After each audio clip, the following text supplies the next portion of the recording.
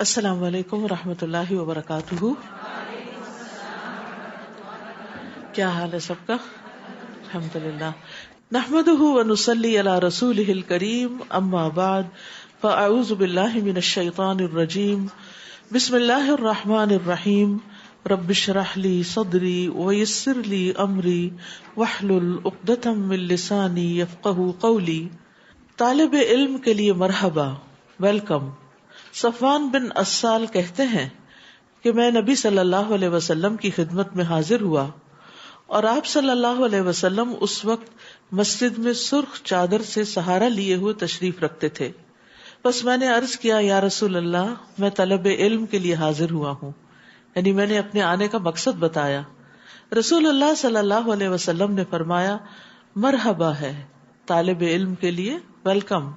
بے شک طالب علم کو فرشتے اپنے پروں سے ڈھک لیتے ہیں اور ایک دوسرے پر ہجوم کرتے ہیں یہاں تک کہ آسمانی دنیا تک پہنچ جاتے ہیں اس چیز کی محبت کی وجہ سے جس کو وہ طلب کرتا ہے. یعنی جب انسان کے دل میں علم حاصل کرنے کی محبت ہوتی ہے تو اس کی وجہ سے اس کو فوری طور پر یہ فائدے حاصل ہو جاتے ہیں. تو اس لیے جب ہم یہاں پر آئیں تو ہماری واحد نیت یہی ہونی چاہیے کہ ہم اپنے علم میں اضافہ کرنے جا رہے ہیں، اپنے علم کو تر و تازہ کرنے جا رہے ہیں، اور اللہ سبحانہ تعالیٰ نے اس کام پر جو ہمیں وعدے کر رکھے ہیں ان کا شوق رکھتے ہیں اور اس کی امید رکھتے ہیں. اللہ تعالیٰ ہم سب کو یہ عطا فرمائے. 18واں پارہ. اعوذ باللہ من الشیطان الرجیم. بسم اللہ الرحمن الرحیم. قد افلح المؤمنون الذین هم فی صلاتهم خاشعون والذین هم عن اللغو معرضون والذین هم للزکاة فاعلون. شروع کرتی ہوں اللہ کے نام سے جو بے انتہا مہربان نہایت رحم فرمانے والا ہے. قد افلح المؤمنون، ایماندار لوگ کامیاب ہو گئے، ایمان والے کامیاب ہو گئے. ایمان والوں کے لیے کون سی کامیابی ہے؟ جنت کی کامیابی ہے. ان کا آخری ٹھکانہ، ان کی ہمیشہ کی زندگی بہت مزے میں ہوگی. نبی صلی اللہ علیہ وسلم نے فرمایا، اللہ تبارک و تعالی نے جنت کو پیدا کیا. تعمیر کا انداز یہ تھا کہ ایک اینٹ سونے کی تھی، ایک اینٹ چاندی کی تھی اور گارا کستوری کا تھا. پھر اللہ تعالیٰ نے اسے کہا کلام کر، یعنی بات کرو. تو اس نے کہا قد افلح المؤمنون، یقیناً کامیاب ہو گئے مومن. فرشتوں نے کہا اے جنت تیرے لیے خوشخبری ہو، تو بادشاہوں کا ٹھکانہ ہے. یعنی ایک شخص دنیا میں اگر انتہائی غربت اور قسم پرسی کے عالم میں بھی زندگی بسر کر رہا ہے لیکن اس کے اندر ایمان ہے اور ایمان والوں کی خصوصیات ہیں تو جنت اس کے لیے ہے اور جنت میں وہ بادشاہوں کی طرح رہے گا. کون ہے یہ ایمان والے؟ الذین هم فی صلاتهم خاشعون، وہ جو اپنی نمازوں میں خشوع اختیار کرتے ہیں، عاجزی اختیار کرتے ہیں. خشوع ایسی کیفیت کا نام ہے کہ انسان کے دل کے اندر عاجزی اور انکساری کا احساس ہو کہ میں اپنے رب کے سامنے کھڑا ہوں، اور اس وجہ سے اس کے سارے اعضاء بھی پرسکون ہو.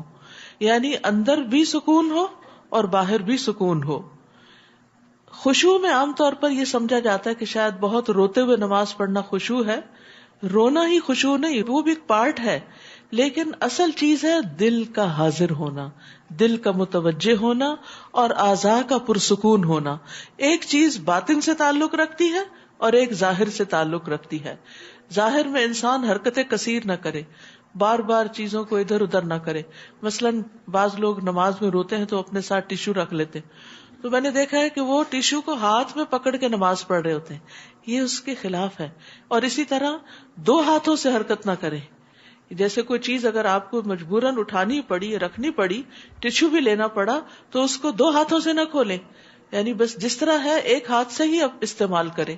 پھر اسی طرح بار بار کپڑے سنوارنا، آگے پیچھے کرنا، آگے اگر چادر پہ نماز پڑھے تو اس کی کریزیں درست کرنا، یہ ساری چیزیں خشوع کے خلاف ہیں.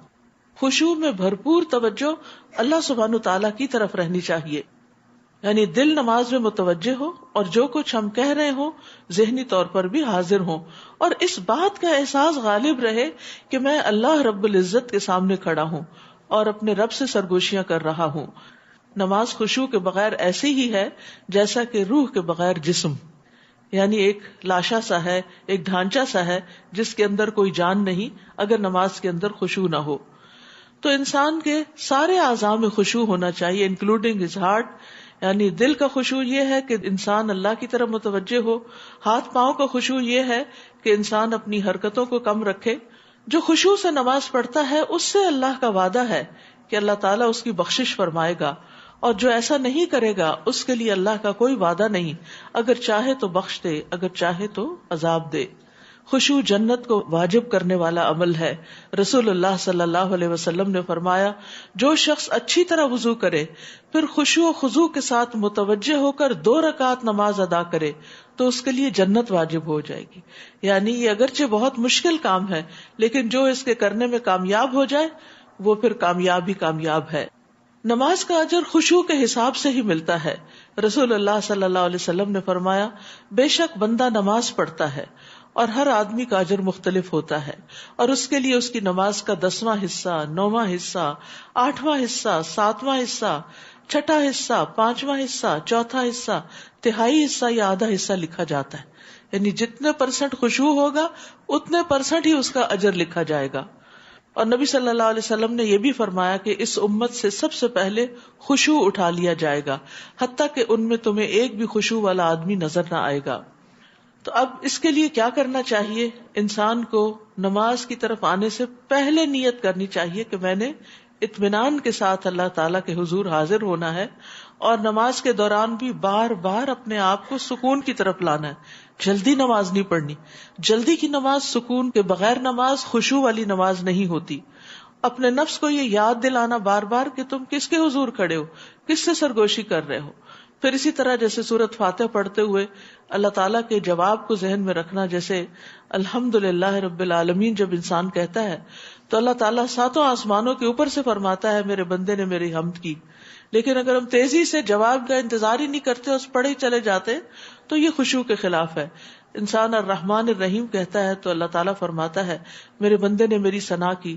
جب تم کہتے ہو مالک یوم الدین تو اللہ تعالیٰ فرماتا ہے میرے بندے نے میری بزرگی بیان کی۔ کیا تم نہیں جانتے کہ جب تم کہتے ہو ایاک نعبد و ایاک نستعین تو اللہ تعالیٰ فرماتا ہے یہ میرے اور میرے بندے کے درمیان آد و آد ہے۔ کیا تم نہیں جانتے کہ جب تم کہتے ہو اہدنا الصراط المستقیم تو اللہ تعالیٰ فرماتا ہے یہ میرے بندے کے لیے ہے، میں نے اسے دے دیا جو اس نے مانگا۔ یعنی جب یہ دعا قبول ہوتی ہے جب ہم آرام سے نماز ادا کر رہے ہوں۔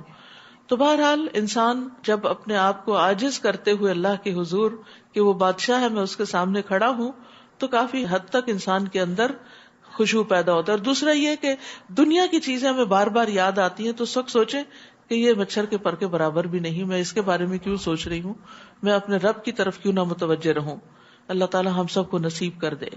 والذین هم عن اللغو معرضون، اور وہ جو بےہودہ باتوں سے دور رہتے ہیں۔ یاد رکھیے نماز میں خشوع تبھی آتا ہے جب انسان عام زندگی میں بےہودہ باتوں سے بچتا ہے، یعنی نماز سے پہلے کی جو کیفیت ہوتی ہے وہ نماز میں ریفلیکٹ کرتی ہے۔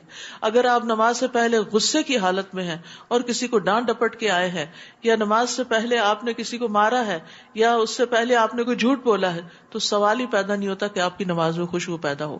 اس کے لیے ضروری ہے کہ انسان اللہ تعالیٰ کی طرف راغب ہونے کے لیے اپنے آپ کو اور خصوصاً اپنی زبان کو اور اپنے ایکشنز کو لغو سے، بےہودہ فضول چیزوں سے بچائے۔ لغو وہ چیزیں ہوتی ہیں جن میں کوئی فائدہ نہیں ہوتا، تو جو شخص لغو سے بچتا ہے پھر وہ حرام سے بھی بچتا ہے، پھر وہ اس سے بڑے گناہوں سے بھی بچتا ہے۔ نبی صلی اللہ علیہ وسلم اللہ سبحانہ تعالیٰ کا ذکر کثرت سے کیا کرتے تھے، لا یعنی گفتگو نہیں کرتے تھے، نماز لمبی پڑھتے، خطبہ مختصر دیتے۔ اور اسلام کا حسن یہ ہے، من حسن اسلام المرء ترکہ ما لا یعنیہ، کہ انسان بے فائدہ چیزوں کو چھوڑ دے۔ حدیث میں آتا ہے ایک نماز کے بعد دوسری نماز کہ ان کے درمیان کوئی لغو نہ ہو، علیین میں اندراج کا باعث ہے، یعنی انسان کے اعمال نامہ پھر علیین میں درج ہوتا ہے اور وہ بلند لوگوں میں لکھا جاتا ہے۔ والذین هم للزکاۃ فاعلون، اور وہ جو زکوٰۃ ادا کرتے ہیں، مال کی زکوٰۃ بھی ادا کرتے ہیں اور اپنے نفس کا بھی تزکیہ کرتے ہیں، یعنی حصی اور مانوی دونوں اعتبار سے. والذین هم لفروجہم حافظون، اور وہ جو اپنی شرمگاہوں کی حفاظت کرتے ہیں سوائے اپنی بیویوں اور کنیزوں کے جو ان کے قبضے میں ہوں، کیونکہ ان کے معاملے میں ان پر کوئی ملامت نہیں. البتہ ان کے سوا جو کوئی اور ذریعہ چاہے تو ایسے ہی لوگ حد سے بڑھنے والے ہیں. اور جو اپنی امانتوں اور اپنے عہد و پیمان کا پاس رکھتے ہیں. امانت اور عہد و پیمان، بار بار قرآن مجید میں عہد کا ذکر آتا ہے، جس سے اندازہ کر سکتے ہیں آپ کہ کتنا اہم ہے اپنی کمٹمنٹس کو نبھانا. کہ امانت اور عہد ہر اس کام کا مجموعہ ہے جو انسان اپنے ذمے لے لیتا ہے. یعنی کوئی بھی ڈیوٹی، کوئی بھی وعدہ، کوئی بھی بات جو آپ مان جاتے ہیں کہ ہاں میں کروں گا، خواہ وہ دین کا ہو یا دنیا کا. یہ نہیں کہ صرف دین کے کام میں کمٹمنٹ ہو اور دنیا کے کام آپ ایسے ویسے ہی کریں، نہیں، خواہ دین کا ہو یا دنیا کا ہو، قول ہو یا فعل ہو. اور یہ کہ لوگوں کے ساتھ مل جل کے رہتے ہوئے جو وعدے کیے جاتے ہیں یا ایک کانٹریکٹس ہوتے ہیں، جیسے شادی بھی ایک کانٹریکٹ ہے، وہ بھی ایک عہد ہے کہ شوہر بیوی اس بات کا عہد کرتے ہیں کہ ہم ایک دوسرے کے حقوق ادا کریں گے. تو ان تمام چیزوں کو پوری طرح ادا کرنا چاہیے، تب انسان جنت میں جانے کا اہل ہوتا ہے. کیونکہ یہ ساری خوبیاں اس کی بتائی جا رہی ہیں کہ جو جنت میں جانے والے ہیں. والذین هم علی صلواتہم یحافظون، اور وہ جو اپنی نمازوں پر محافظت کرتے ہیں. نمازوں کی حفاظت کا مطلب کیا ہے؟ کہ ان کو وقت پر ان کی شرائط کے ساتھ ادا کرتے ہیں. اب آپ دیکھیے کہ شروع میں بھی اور آخر میں بھی نماز کا ذکر کیا گیا. تو نماز کے آغاز میں خشوع کا ذکر ہے اور اختتام میں حفاظت کا ذکر ہے. یعنی عاجزی کے ساتھ نماز میں داخل ہوتے ہیں، ساری شرائط پوری کرتے ہوئے نماز ادا کر کے اس سے فارغ ہوتے ہیں. رسول اللہ صلی اللہ علیہ وسلم نے فرمایا 5 باتیں ہیں جو ان کو ایمان کے ساتھ بجا لایا جنت میں داخل ہوگا. جس نے 5 نمازوں کی حفاظت کی، ان کے وضو، رکوع اور سجود اور اوقات کے ساتھ، تو حفاظت میں یہ ساری چیزیں آتی ہیں. پھر رمضان کے روزے رکھے، بیت اللہ کا حج کیا، زاد راہ کی طاقت اگر ہو تو، اور خوش دلی کے ساتھ زکوٰۃ دی، تو ایسا شخص پھر جنت کا وارث ہے. اولئک ھم الوارثون، یہی لوگ ایسے وارث ہیں. الذین یرثون الفردوس ھم فیہا خالدون، جو فردوس کے مالک ہوں گے اور اس میں وہ ہمیشہ رہیں گے. تو یہ جتنی بھی صفات ہیں یہ واجبی صفات ہیں، جنت الفردوس میں داخل ہونے کے لیے لازمی صفات ہیں. یہ چوائس کی بات نہیں، آپشن نہیں ہے کہ آپ چاہیں تو یہ اپنا لیں اور چاہیں تو نہ. یہ آپ کے اندر لازمی طور پر ہونی چاہیے، کیونکہ جنت صرف مستحب کاموں سے ہی حاصل نہیں ہو سکتی کہ ہم اپنی پسند کے پک اینڈ چوز کر کے جو ایزی کام ہے وہ کر لیں اور ہم کہیں ہم بہت نیک ہیں اور فرائض چھوڑ دیں. تو ان سارے فرائض کا ادا کرنا ضروری ہے، جس میں انسان کی ذاتی حیا اور پھر اللہ تعالیٰ کے ساتھ حیا اور پھر اللہ کے آگے جھکنا اور تزکیے کے اوپر عمل کرنا، یہ ساری چیزیں ضروری ہیں. اور ہم نے انسان کو مٹی کے سط سے پیدا کیا. سط سے مطلب یہ کہ پوری زمین کی جو مٹی ہے اس کا خلاصہ جو تھا اس سے آدم علیہ السلام پیدا ہوئے تھے، جن کی اولاد میں پھر کالے، گورے اور ہر طرح کی رنگ و نسل کے لوگ شامل ہو گئے. تو یہ سط سے مراد پورا خلاصہ ہے. پھر ہم نے اسے ایک محفوظ مقام رحم مادر میں نطفہ بنا کر رکھا، پھر نطفہ کو لوتھڑا بنایا، پھر لوتھڑے کو بوٹی بنایا، پھر بوٹی کو ہڈیاں بنایا، پھر ہڈیوں پر گوشت چڑھایا، پھر ہم نے اسے ایک اور ہی مخلوق بنا کر پیدا کر دیا. بس بڑا بابرکت ہے اللہ جو سب بنانے والوں سے بہتر بنانے والا ہے. یعنی آدم علیہ السلام کی تخلیق کے بعد پھر انسان کی تخلیق کے یہ مراحل ہیں جن کا یہاں پر ذکر کیا گیا ہے کہ نطفہ اور پھر علقہ اور پھر مضغہ اور پھر ہڈیاں اور پھر ہڈیوں پہ گوشت. یہ سب کچھ ماں کے پیٹ کے اندر اللہ کی قدرت کے ساتھ انجام پاتا ہے.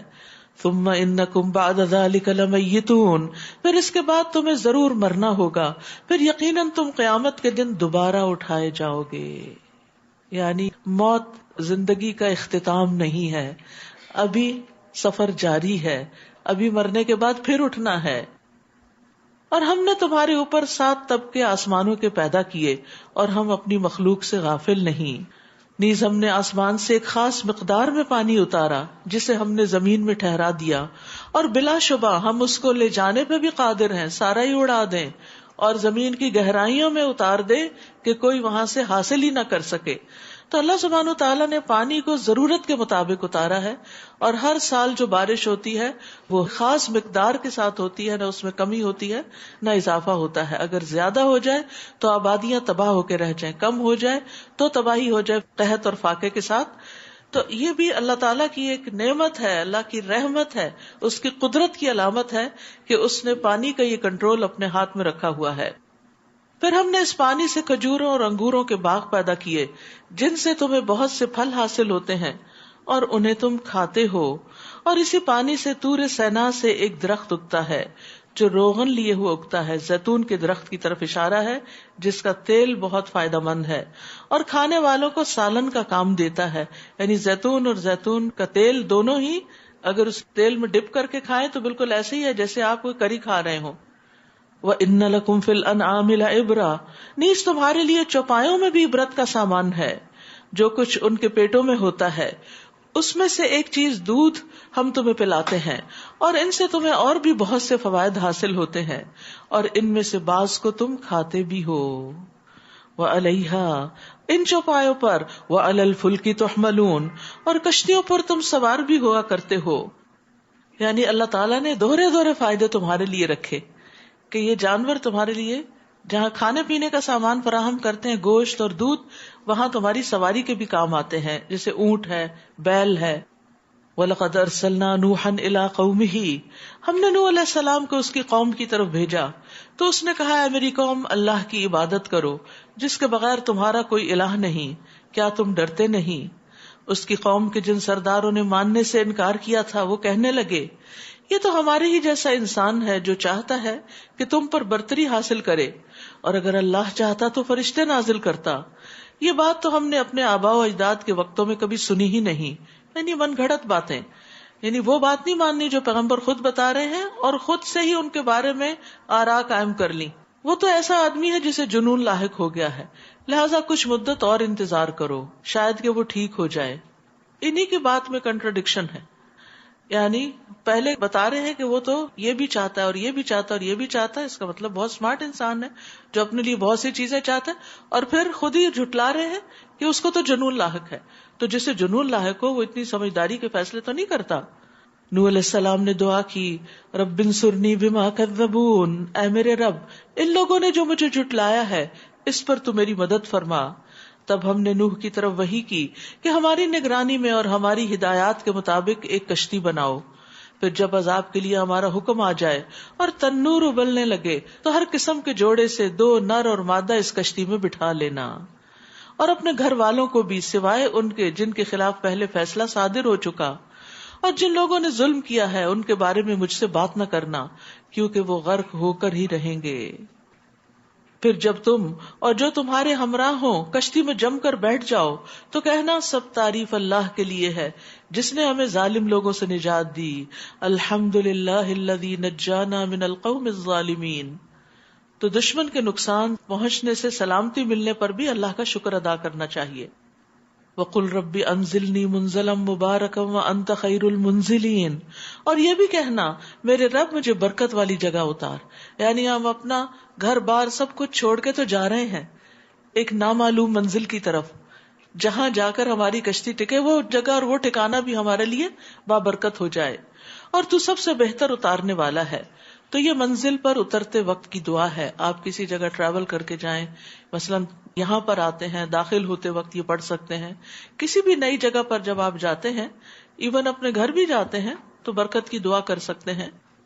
ان فی ذلک لآیات وان کنا لمبتلین. اس واقعے میں کئی نشانیاں ہیں اور آزمائش تو ہم کر کے ہی رہتے ہیں.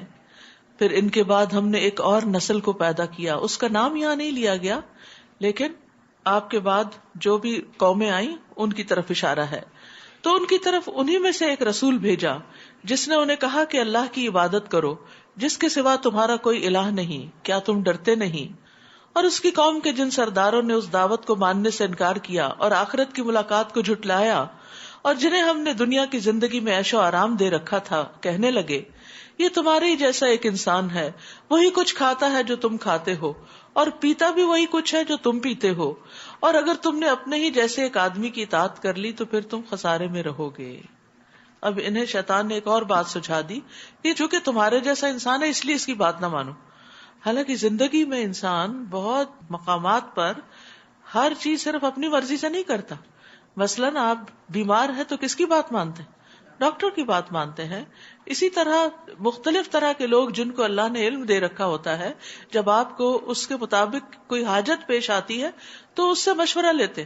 اب تو آپ دیکھیں کنسلٹنسی کی کتنی فیس ہے، اور یہ باقاعدہ ایک پیشہ بن گیا ہے کہ لوگوں کو مختلف کاموں میں، جابز میں، پروفیشنز میں بہتر کرنے کا، بزنس میں بہتر کرنے کا مشورہ دینا، اور اس مشورے کی بڑی قیمت ہوتی۔ تو اسی طرح جس پر اللہ کی طرف سے وحی آتی ہو، انسان اسی کی بات کو نہ مانے، یہ کہہ کر ایک فضول سی دلیل دے کے کہ چونکہ یہ تمہاری طرح کا کھانا پینا کرتا ہے اس لیے اس کی بات مت سنو، اور اگر تم نے اپنے ہی جیسے ایک آدمی کی اطاعت کر لی تو پھر تم خسارے میں ہی رہے۔ کیا تمہیں وہ یہ کہتا ہے کہ جب تم مر جاؤ گے اور مٹی اور ہڈیاں بن جاؤ گے تو تم دوبارہ اٹھائے جاؤ گے؟ یعنی آخرت پر یقین نہیں رکھتے تھے، یہ ان کے لیے بڑی اچنبے کی بات تھی۔ یہ بات تو بعد از عقل اور بعید از قیاس ہے جس کا تمہیں وعدہ دیا جا رہا ہے۔ زندگی تو بس یہی دنیا کی زندگی ہے، ہم مرتے ہیں اور جیتے ہیں، اور ہم ہرگز اٹھائے نہیں جائیں گے۔ اور آج بھی یہ سوچ بہت پائی جاتی ہے کہ بس زندگی یہی دنیا کی زندگی ہے، مرنے کے بعد دوبارہ کوئی جی نہیں اٹھے گا۔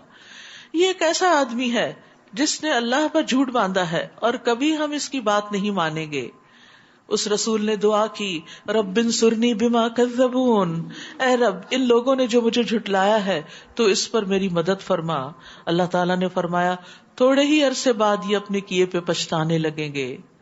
چنانچہ ٹھیک حق کے مطابق ایک ہیبت ناک چیخ نے انہیں آ لیا تو ہم نے انہیں خس و خاشاک بنا کے رکھ دیا، سو ظالم لوگوں کے لیے پھٹکار ہی پھٹکار ہے۔ پھر ان کے بعد ہم نے کئی اور قومیں پیدا کی۔ کوئی بھی قوم نہ اپنے وقت سے پہلے ختم ہوئی اور نہ اس وقت کے بعد ٹھہر سکی۔ پھر اس کے بعد ہم نے پے در پے اپنے رسول بھیجے، جب بھی کسی قوم کے پاس اس کا رسول آتا تو وہ اسے جھٹلا دیتے، تو ہم ایک قوم کے بعد دوسری قوم کو ہلاک کرتے رہے تاکہ انہیں افسانے بنا دیا۔ سو ان لوگوں پر پھٹکار ہو جو ایمان نہیں لاتے۔ پھر ہم نے موسیٰ اور اس کے بھائی ہارون کو معجزے اور روشن دلیل دے کے بھیجا فرعون اور اس کے سرداروں کی طرف، تو وہ اکڑ گئے، اور وہ تھے ہی سرکش لوگ۔ کہنے لگے کیا ہم اپنے ہی 2 آدمیوں پر ایمان لائیں جبکہ ان کی قوم ہماری غلام ہے؟ وہاں کھانے پینے کا ایشو تھا، یہاں غلامی کا آ گیا کہ ان کی قوم چونکہ ہماری غلام ہے اس لیے ہم ان کی بات نہیں مانیں گے۔ تو یہ بودھی دلیلیں ہیں کسی کی بات نہ سننے کی۔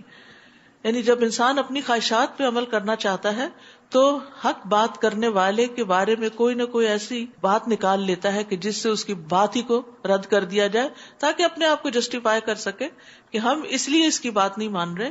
سوچنا یہ چاہیے کہ کسی بھی انسان کی جو مخلص ہو کر آپ کو کوئی حق کی بات کر رہا ہو، نصیحت کر رہا ہو، اور آپ سمجھ بھی رہے ہو کہ یہ بات صحیح کر رہا ہے، لیکن آپ صرف کسی خود ساختہ ریزن کی بنا پر اس کو جھٹلا دیں، اس کی بات کو جھٹلا دیں، تو اس کا کوئی نقصان نہیں ہوگا، یہ جھٹلانے والے کا ہی ہوگا۔ چنانچہ انہوں نے ان دونوں کو جھٹلا دیا تو وہ بھی ہلاک ہونے والوں میں شامل ہو گئے۔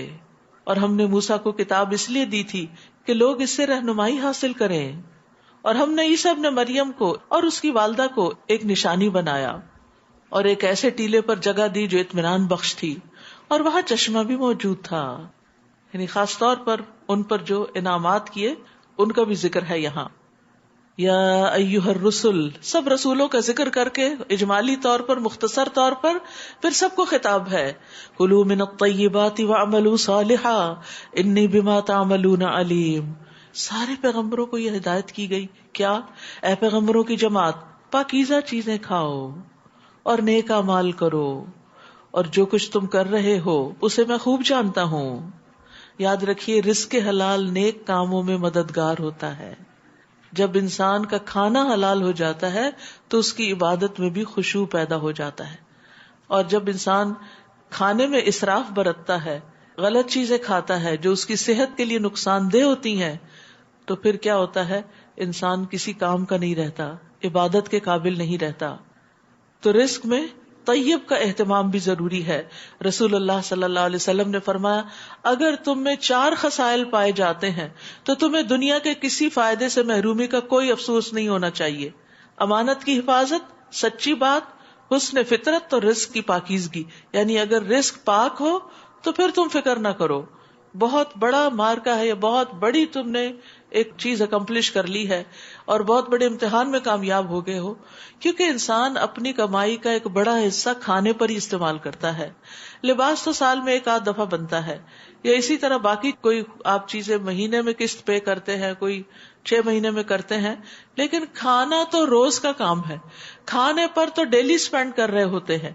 تو جس شخص کا کھانا پاک ہو گیا اس کی باقی زندگی بھی اچھی ہو جائے گی. صحابہ کرام ہر ممکن حد تک حرام چیز سے بچتے تھے. نبی صلی اللہ علیہ وسلم بھی بعض اوقات کھانے کی تحقیق کرتے تھے کہ یہ کہاں سے آیا ہے، کیا حلال ہے یا نہیں. وَإِنَّ هَذِهِ أُمَّتُكُمْ أُمَّةً وَاحِدَةً وَأَنَا رَبُّكُمْ فَاتَّقُونِ، اور یہ تمہاری امت ایک ہی امت ہے اور میں تمہارا رب ہوں، لہٰذا مجھی سے ڈرو. پھر لوگوں نے اپنے دین کے کام کو آپس میں ٹکڑے ٹکڑے کر لیا. ہر گروہ کے پاس جو کچھ ہے وہ اس میں مگن ہے، یعنی پک اینڈ چوز کر کے اپنی مرضی اور پسند کی چیزیں اختیار کر لی اور اس پر راضی اور خوش ہو گئے. لہٰذا ان کا قصہ چھوڑو کہ وہ ایک خاص وقت تک اپنی اس مدہوشی میں پڑے رہیں. کیا وہ یہ خیال کرتے ہیں کہ ہم جو انہیں مال اور اولاد دیے جا رہے ہیں تو ہم انہیں بھلائیاں دینے میں جلدی کر رہے ہیں؟ معاملہ یوں نہیں، بلکہ اصل بات کا انہیں شعور ہی نہیں. بھلائیاں پانے والے اور اہل لوگ وہ ہیں جو اپنے رب کے خوف سے ڈرتے رہتے ہیں. یعنی کامیاب کون ہے، بھلائی پانے والے کون ہیں؟ جن کے اندر رب کا خوف ہے، جو بہت سے گناہوں کو اللہ کے ڈر سے چھوڑ دیتے ہیں، اور جو اپنے رب کی آیات پر ایمان رکھتے ہیں، اور وہ اپنے رب کے ساتھ کسی کو شریک نہیں ٹھہراتے، اور وہ اللہ کی راہ میں دیتے ہیں جو بھی دیں، اور ان کے دلوں کو دھڑکا لگا رہتا ہے کہ وہ اپنے رب کے پاس لوٹ کے جانے والے ہیں. سبحان اللہ، ساری نیکیاں کر کے بھی ڈرتے ہیں، یعنی نیک اعمال کرنے کے باوجود بھی ان کی قبولیت سے ڈرتے ہیں کہ جب ہم اللہ کے پاس جائیں گے. ابھی تو بڑے خوش ہیں کہ ہم نمازیں بھی پڑھ رہے ہیں، روزے بھی رکھ رہے ہیں، صدقہ خیرات بھی کر رہے ہیں، افطار بھی کرا رہے ہیں، صدقہ جاریہ کے کام بھی کر رہے ہیں، تو بس اب تو ہماری نجات ہو ہی گئی. نہیں، جو حقیقی مومن ہوتے ہیں وہ یہ سارے کام کر کے اور اس کے علاوہ بھی نیکیوں میں آگے بڑھ کے پھر بھی اللہ سے ڈرتے ہیں کہ کہیں ایسا نہ ہو کہ کوئی ریاکاری ہو گئی ہو، کہیں ایسا نہ ہو کہ مال میں کچھ حرام کی ملاوٹ ہو گئی ہو، کبھی ایسا نہ ہو کہ ہم نے دے کے پھر کسی کو تانا دیا ہو، اذیت دی ہو، احسان جتایا ہو، ہم سے کہیں کوئی فرائض میں کمی نہ رہ گئی ہو. تو وہ نیک کام کر کے بھی ڈرتے ہیں. اور پھر یہ کہ پتہ نہیں اللہ تعالیٰ کو پسند آیا کہ نہیں. کیونکہ آپ دیکھیے دنیا میں جس سے ہمیں محبت ہوتی ہے نا، جس کی قدر و قیمت ہمارے دل میں ہوتی ہے، تو ہم اس کے لیے جب کوئی کام کرتے ہیں تو پھر ہمارا کیا دل ہوتا ہے، کیا شوق ہوتا ہے کہ جو چیز ہم نے اس کو دی ہے، جو کام ہم نے اس کا کیا، وہ اس کو پسند آ جائے اور اس پر خوش ہو جائے. اور جب ہمیں پتہ چلتا ہے کہ اس کو پسند آ گیا تو ہماری خوشی دوبالا ہو جاتی. وَلِلَّهِ الْمَثَلُ الْأَعْلَىٰ، اور اللہ رب العزت تو پھر کائنات کا بادشاہ ہے، اس کے لیے کتنے سٹینڈرڈ کے کام کرنے چاہیے، کس کوالٹی کے کام کرنے چاہیے جو ہم واقعی اس میں کوتاہی کر جاتے. نمازوں کو ہی دیکھ لیں، باقی اعمال کو ہی دیکھ لیں، قرآن کی سمجھ ہی دیکھ لیں. کوئی ایک آیت اٹھا کے دیکھے اور اپنے آپ سے پوچھے کیا مجھے اس کی سمجھ ہے، یہاں کیا کہا جا رہا ہے. یعنی رات کو جب آپ امام صاحب کے پیچھے تراویح پڑھتے ہیں تو وقتاً فوقتاً جائزہ لیتے رہا کریں اپنا، سمجھ آ رہی ہے نا، سمجھ آ رہی ہے، سمجھ آ گئی. اور اگر نہیں آئے تو پریشان ہوا کریں کہ مجھے اس کو سمجھنا ہے، کیونکہ اللہ تعالیٰ مجھ سے ہم کلام ہو رہے ہیں اور مجھے اللہ کی بات ہی سمجھ نہیں آ رہی، تو میں نے قرآن کا کیا حق ادا کیا. تو اس لیے بہت ضروری ہے کہ انسان نیک کام کر کے کبھی تکبر کا شکار نہ ہو. حضرت عائشہ فرماتی ہیں کہ میں نے رسول اللہ صلی اللہ علیہ وسلم سے اس آیت کے بارے میں پوچھا، والذین یؤتون ما آتوا وقلوبهم وجلہ، اور جو دیتے ہیں جو کچھ دیتے ہیں اور ان کے دل اس سے ڈرتے ہیں کہ وہ اپنے رب کی طرف لوٹنے والے ہیں. عائشہ رضی اللہ عنہا نے عرض کیا، کیا یہ وہ لوگ ہیں جو شراب پیتے ہیں اور چوری کرتے ہیں؟ آپ نے فرمایا، اے صدیق کی بیٹی، نہیں، بلکہ اس سے مراد وہ لوگ ہیں جو روزے رکھتے ہیں، نماز پڑھتے ہیں، صدقہ دیتے ہیں، اور اس بات سے ڈرتے ہیں کہ کہیں ایسا نہ ہو کہ ان سے قبول نہ کیا جائے. یہی لوگ ہیں جو نیکیوں میں جلدی کرتے ہیں، کیونکہ وہ کیے ہوئے کو کافی نہیں سمجھتے، نیکیوں پر اتراتے نہیں، فخر کر کے بیٹھ نہیں جاتے کہ بہت ہو گیا اب انف، نو، ابھی تو اور بہت کچھ کرنا ہے اور آئندہ کے لیے منصوبے بناتے رہتے ہیں. اولئک یسارعون فی الخیرات وہم لہا سابقون، یہی لوگ ہیں جو نیک کاموں میں جلدی کرنے اور ایک دوسرے سے آگے نکل جانے کی کوشش کرتے ہیں. وہ یہ نہیں دیکھتے کہ کون کون نہیں کر رہا، وہ یہ دیکھتے کون کتنا کر رہا ہے تو مجھے اس سے بھی زیادہ کرنا ہے. ہم کسی کو اس کی طاقت سے زیادہ تکلیف نہیں دیتے، اور ہمارے پاس ایسی کتاب یعنی نامہ اعمال ہے جو ٹھیک ٹھیک بیان کر دے گا اور ان کی حق تلفی نہ ہوگی، یعنی حق کے ساتھ ساری باتیں کھول کے رکھ دے گا نامہ اعمال. بلکہ اس بات سے تو ان کے دل سخت غافل ہیں، اور اس غفلت کے علاوہ ان کے اور بھی کئی برے اعمال ہیں جو وہ کر رہے ہیں. کس بات سے غافل ہیں؟ کہ ہمارا اعمال نامہ تیار ہو رہا ہے اور پھر وہ ایک دن بولے گا. سبحان اللہ، یہ کتاب بول پڑے گی، انسان کے خلاف گواہی دے گی. انسان کہے گا میں نے تو یہ کام بھی کیا اور یہ بھی کیا، تو وہ کہے گی وہ تو تم نے کر کے ضائع کر دیا، وہ تو ہے ہی نہیں یہاں. تو اس وقت انسان کا کیا حال ہوگا؟ کبھی آپ نے اپنے پرس میں کوئی $10 بھی رکھے اور پھر دوبارہ دیکھے اور وہاں نہیں تو کیا حال ہوتا ہے آپ کا؟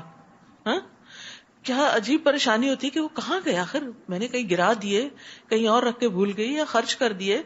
کتنی دیر ذہن اسی میں آکیوپائڈ رہتا ہے، خواہ چھوٹی سی اماؤنٹ کیوں نہ ہو. سوچئے اگر آج ہم $1000 بھی اللہ کے راستے میں دیتے اور کل وہ ہمارے اعمال نامے میں نکلتا ہی نہیں، کیا پریشانی ہوگی کہ وہ تو میں نے دیے تھے، زکوٰۃ تو میں نے دی تھی، وہ گئی کہاں؟ صحیح جگہ نہیں دی تھی، پوری کیلکولیشن سے نہیں دی تھی، صدقہ کر کے احسان جتایا تھا، ریاکاری اور فخر کیا تھا، ختم، وہ نہیں ہے یہاں. اس وقت انسان کو اپنے اعمال کے اجر کی سب سے زیادہ ضرورت ہوگی. وہ جیسے سورۃ البقرہ میں اس بوڑھے شخص کی مثال دی گئی نا کہ جس کا باغ ہے اور عین بڑھاپے میں اولاد بھی کمزور ہے اور باغ ساری زندگی کا لگایا ہوا جل جائے.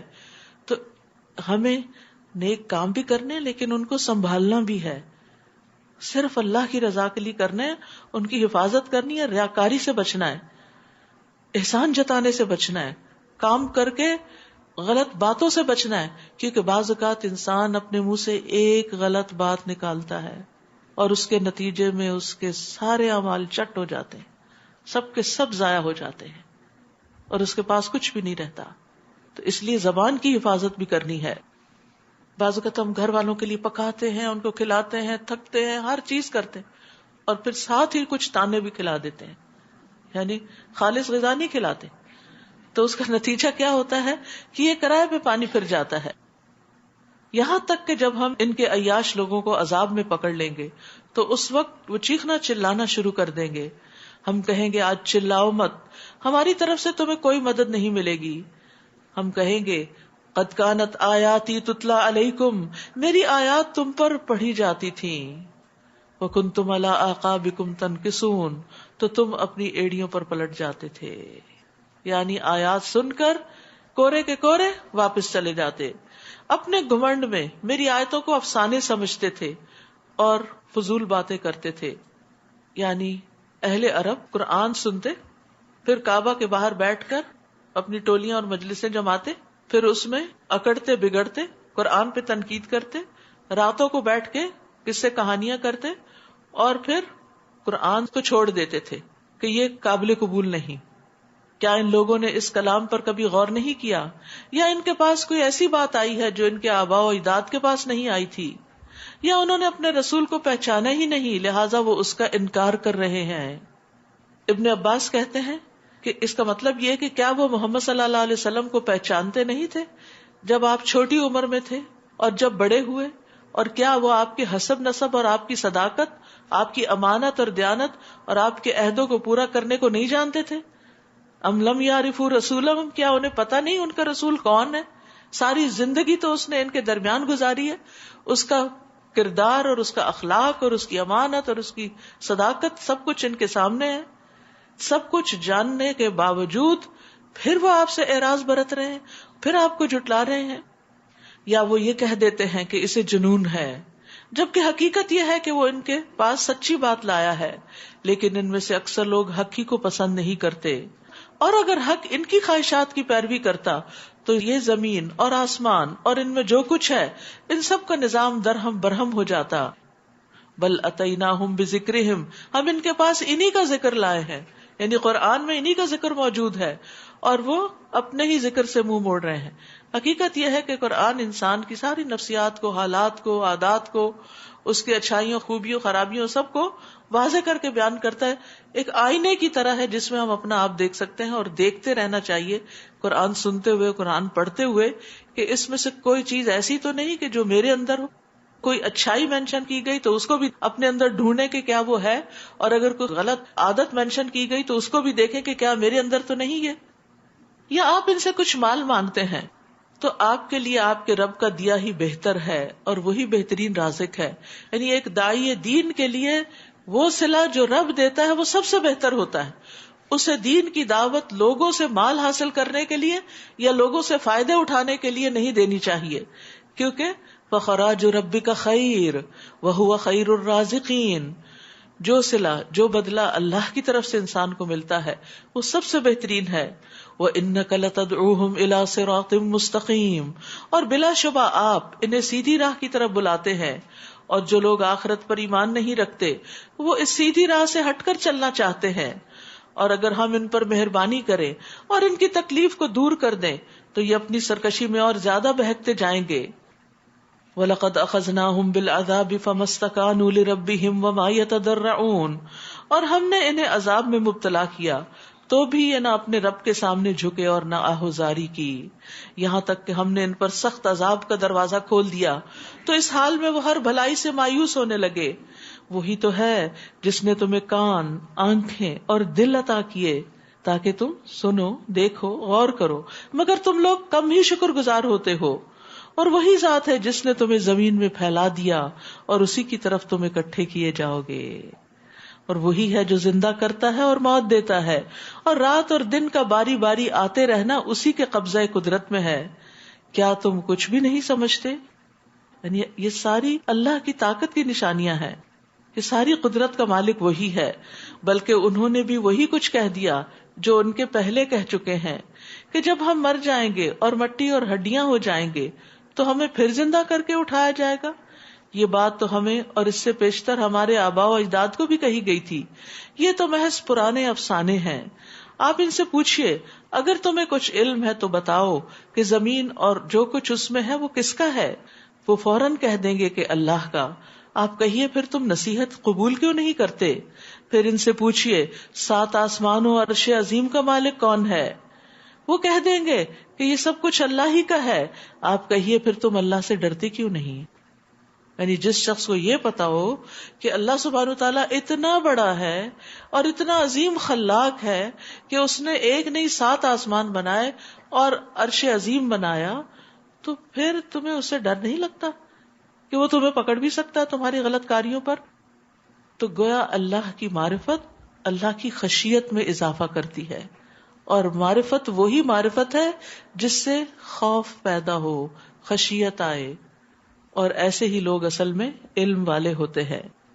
پھر ان سے پوچھئے اگر تم جانتے ہو تو ہر چیز کی ملکیت کس کی ہے؟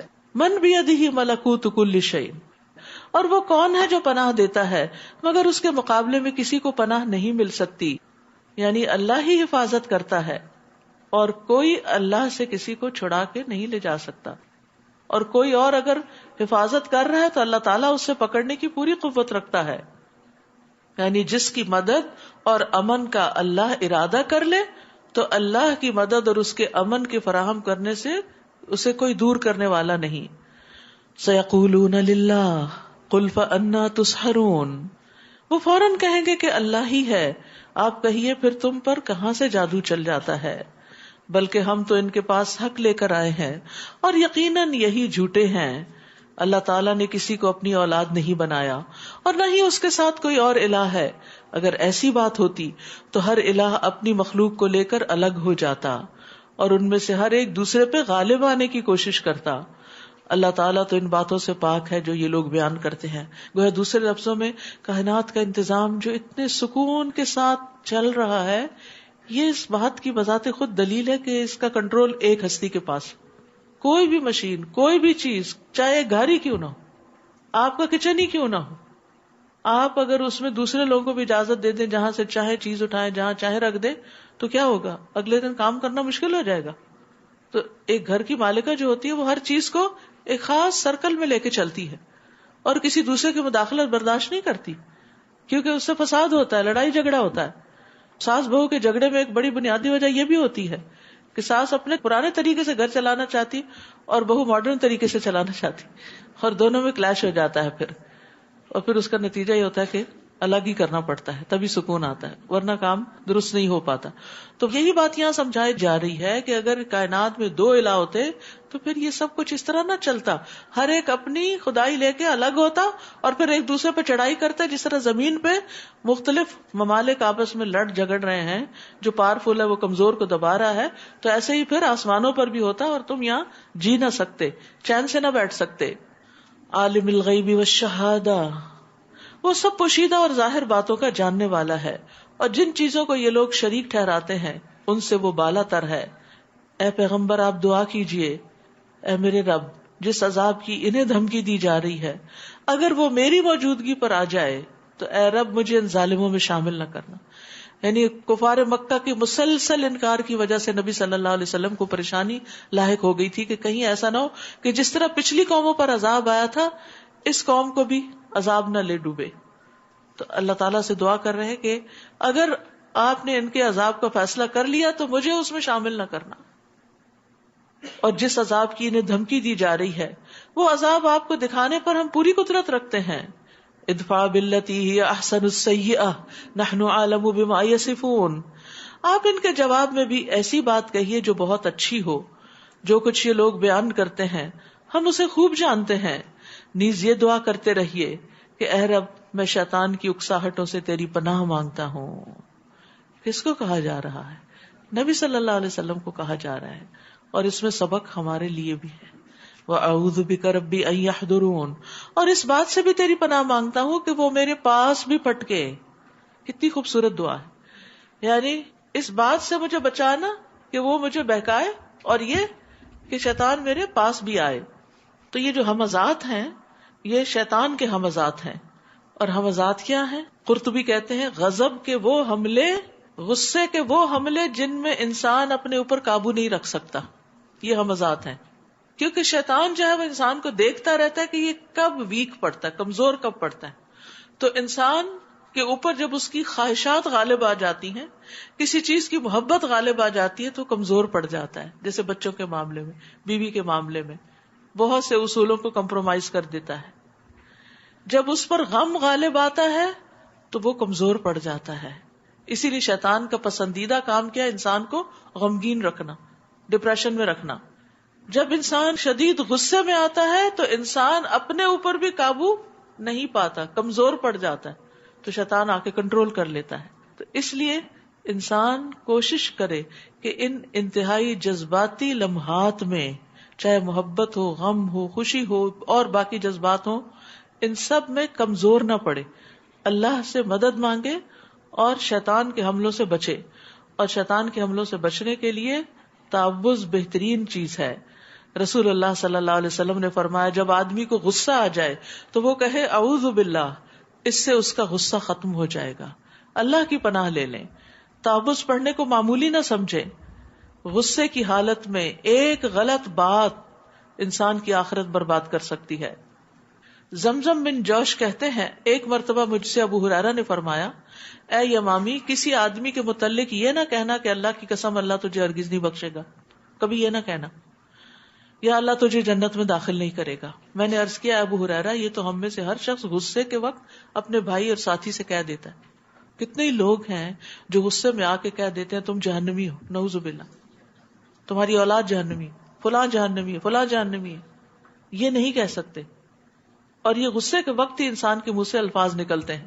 تو اس شخص نے کہا کہ یہ تو ہم کہتے رہتے ہیں, جب غصہ آتا ہے تو ہم کہہ دیتے ہیں. انہوں نے فرمایا لیکن پھر تم کبھی نہ کہنا, میں نے نبی صلی اللہ علیہ وسلم کو فرماتے ہوئے سنا, بنی اسرائیل میں 2 آدمی تھے, ان میں سے ایک بڑا عبادت گزار تھا اور دوسرا اپنی ذات پر بڑی زیادتی کرتا تھا, یعنی گناہ گار تھا, لیکن دونوں ایک دوسرے کے دوست بنے ہوئے تھے. عبادت گزار ہمیشہ دوسرے کو گناہ کرتے ہوئے دیکھتا تو بھائی سے کہتا کہ چھوڑو, ان گناہوں کو چھوڑ دو. تو وہ کہتا ہے یہ میرے اور میرے رب کا معاملہ ہے, یہ مجھ پہ چھوڑ دو, کیا تم مجھ پہ نگران بھیجے گے؟ جیسے عام طور پہ جواب دیتے ہیں لوگ. کہتے ہیں ایک دن اس نے اس کو گناہ کرتے دیکھا تو اس نے اس گناہ کو بہت کبیرہ گناہ سمجھا, بڑا عظیم سمجھا.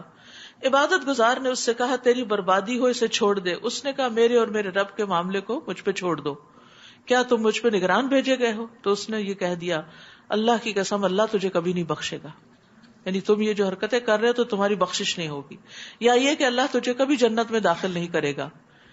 ان دونوں جملوں میں سے کوئی کہا. پھر اللہ نے ان دونوں کے پاس ملک الموت کو بھیج دیا اور اسی وقت ان دونوں کی روح قبض کر لی, دونوں کو مار دیا. دونوں رب کے سامنے حاضر ہوئے.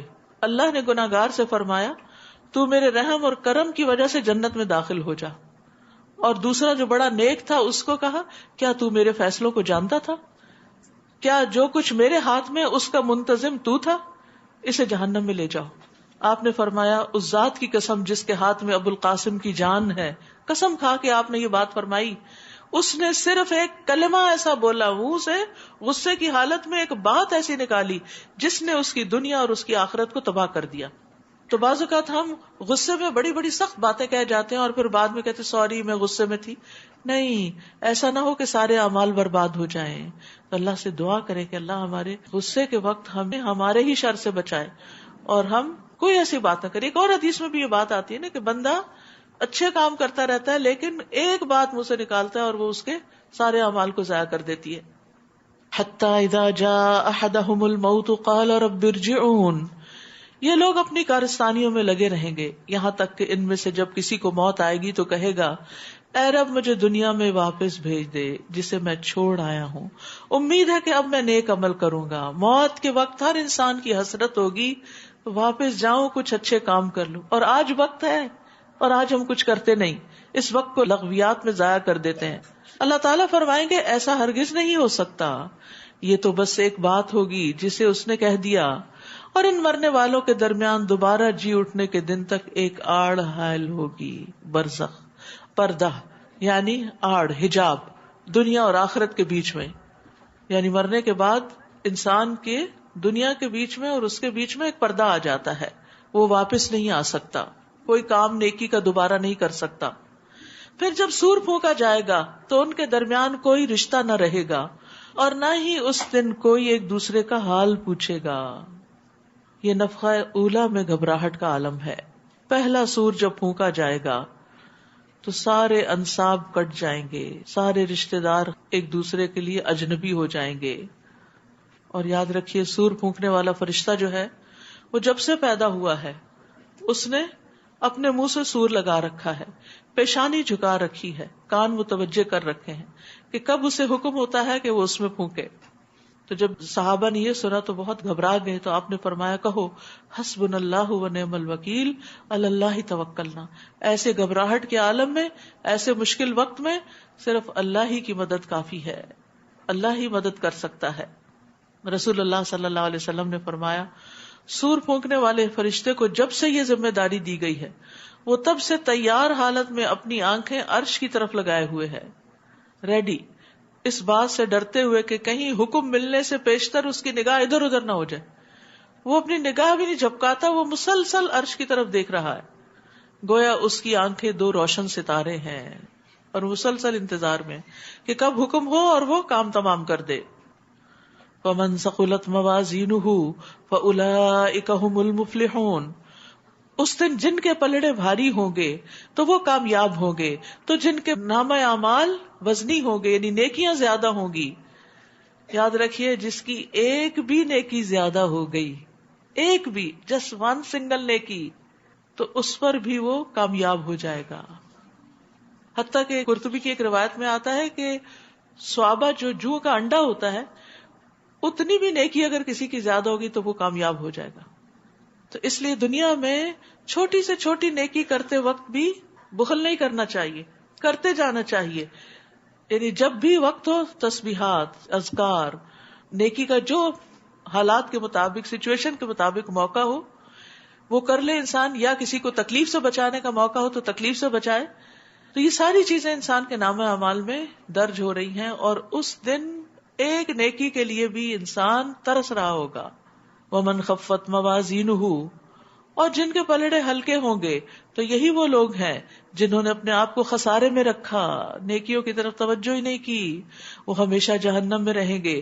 تلفح وجوہہم النار وہم فیہا کالحون، جہنم کی آگ ان کے چہروں کو جھلس دے گی اور ان کے جبڑے باہر نکلے ہوں گے. یعنی جب آگ چہرے پہ پڑے گی تو جلد سکڑ جائے گی، اور جس طرح بھنی ہوئی سری دیکھیے کہ اس کے دانت نکل آتے ہیں، ایسے ہی جبڑے باہر نکل آئیں گے سکڑ کے چہرہ. انہیں کہا جائے گا کیا تم پر میری آیات نہیں پڑھی جاتی تھی تو تم انہیں جھٹلا دیا کرتے تھے، یعنی ان پر ایمان نہیں لاتے تھے، ان کے مطابق عمل نہیں کرتے تھے. وہ کہیں گے اے ہمارے رب، ہم پر ہماری بدبختی غالب آ گئی تھی اور ہم واقعی گمراہ لوگ تھے. بدبختی کیا ہے؟ کہ ہماری لذتیں اور خواہشات ہم پہ غالب آ گئیں اور ہم انہی کے پیچھے چلتے رہے. ربنا اخرجنا منہا فإن عدنا فإنا ظالمون، اے رب ہمیں اس آگ سے نکال، اگر ہم دوبارہ ایسا قصور کریں تو واقعی ہم ظالم ٹھہرے.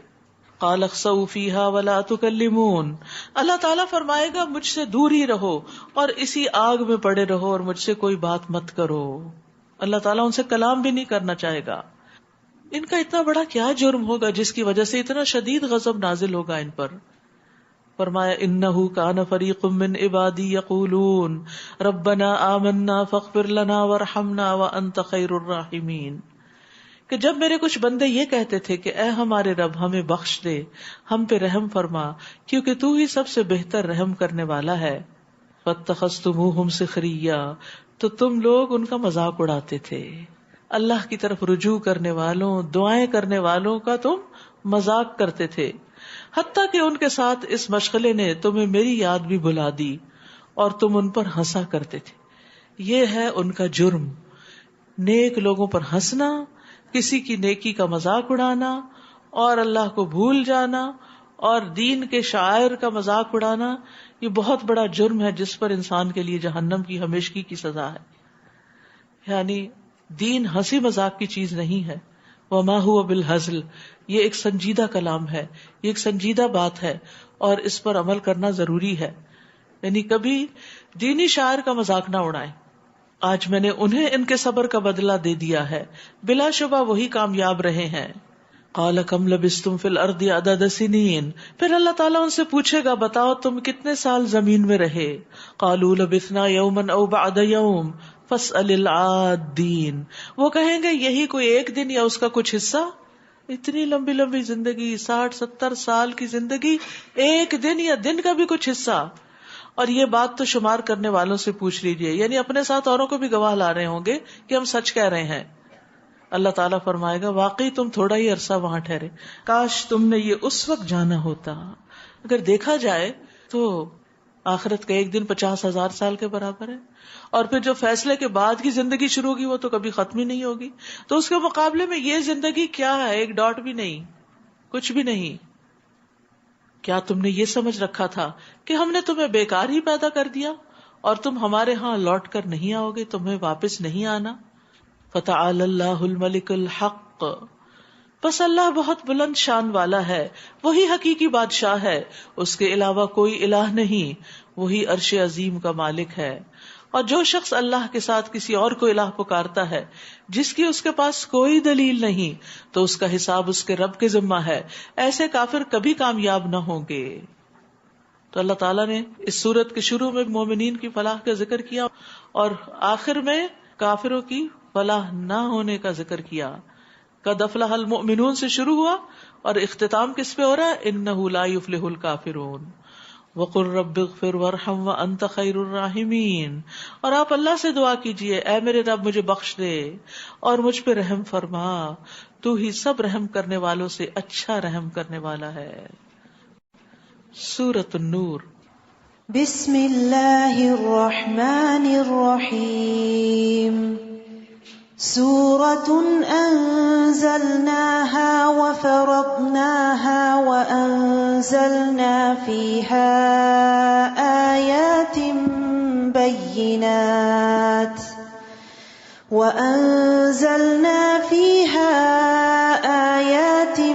بينات لعلكم تذكرون.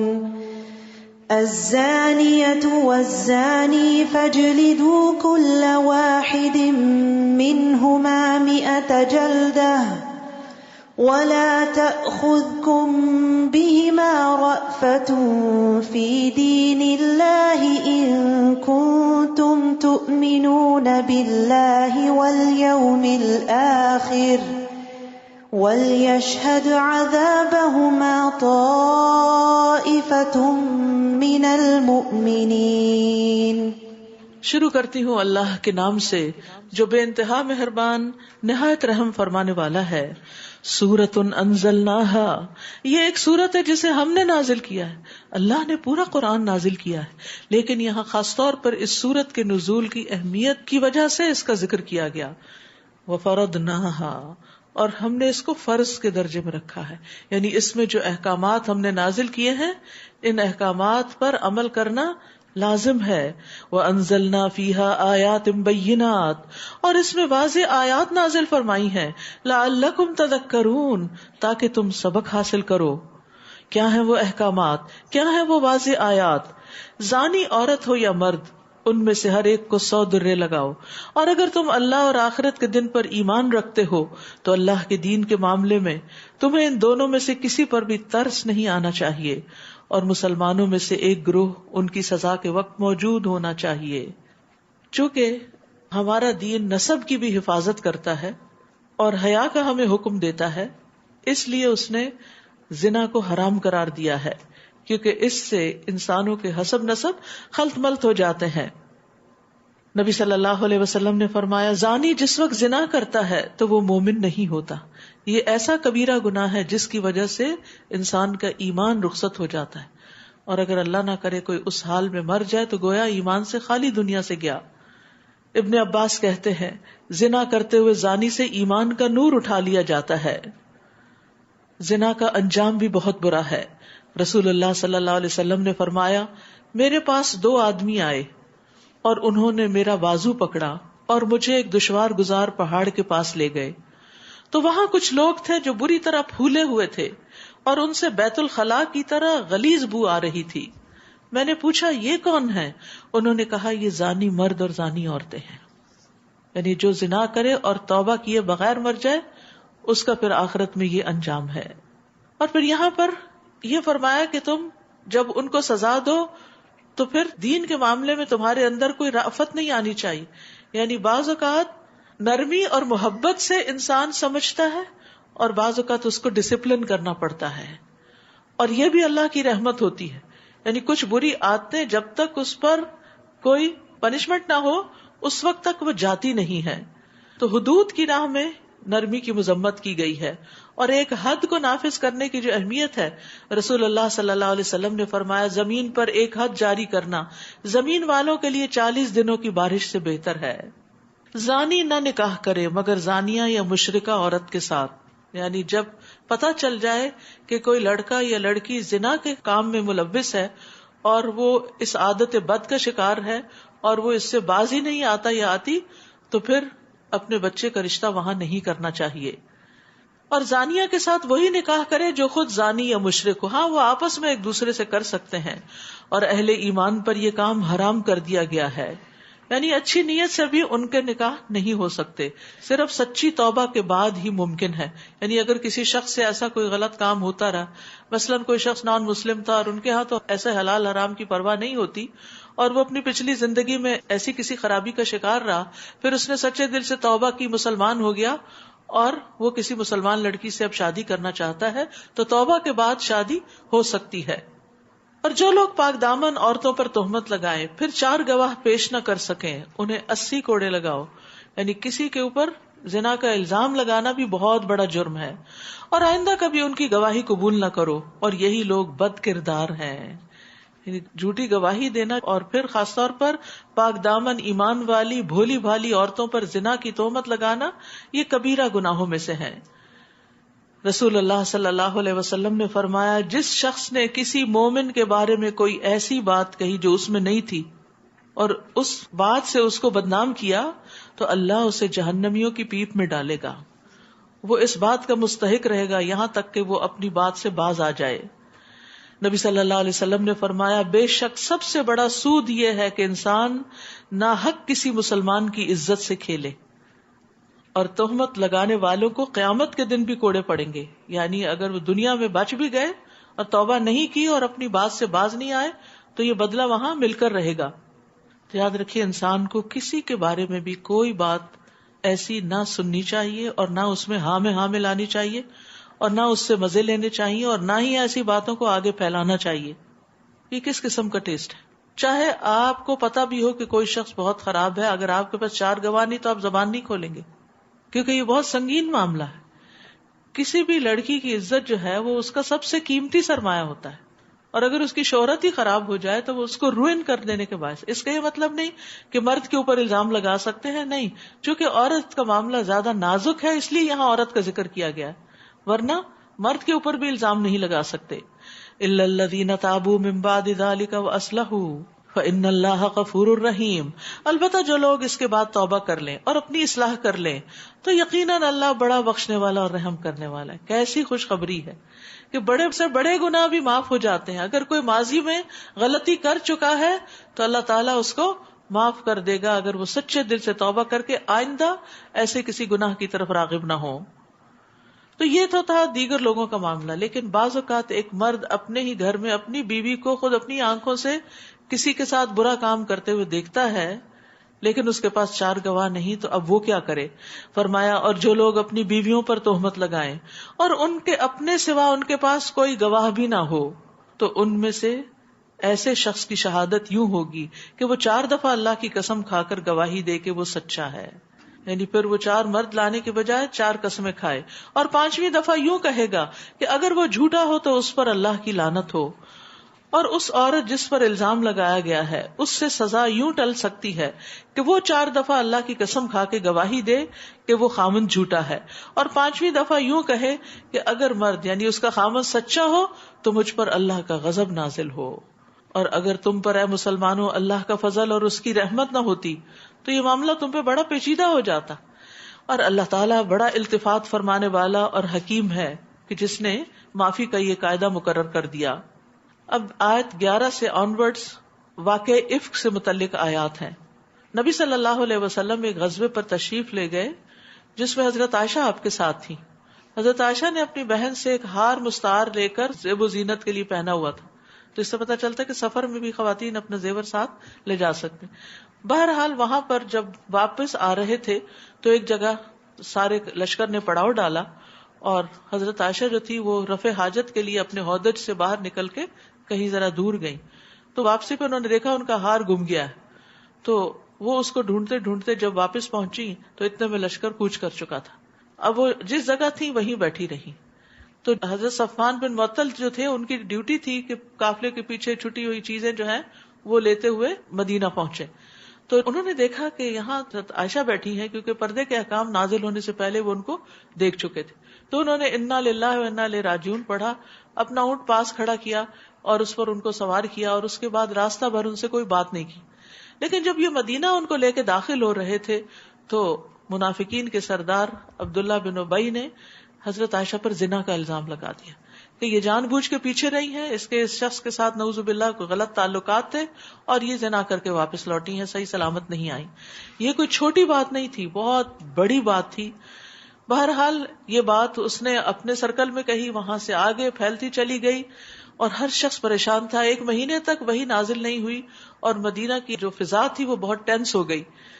اس کے بعد اللہ سبحانہ تعالیٰ نے حضرت عائشہ کی صفائی میں برات میں یہ آیات نازل کی. فرمایا ان الذین جاؤوا بالافک عصبۃ منکم، جن لوگوں نے تہمت کی باتیں کی ہیں وہ تمہیں میں سے ایک ٹولہ ہے، یعنی منافقین کا ٹولہ، جن کے پھیر میں کچھ چند مخلص مسلمان بھی آ گئے تھے.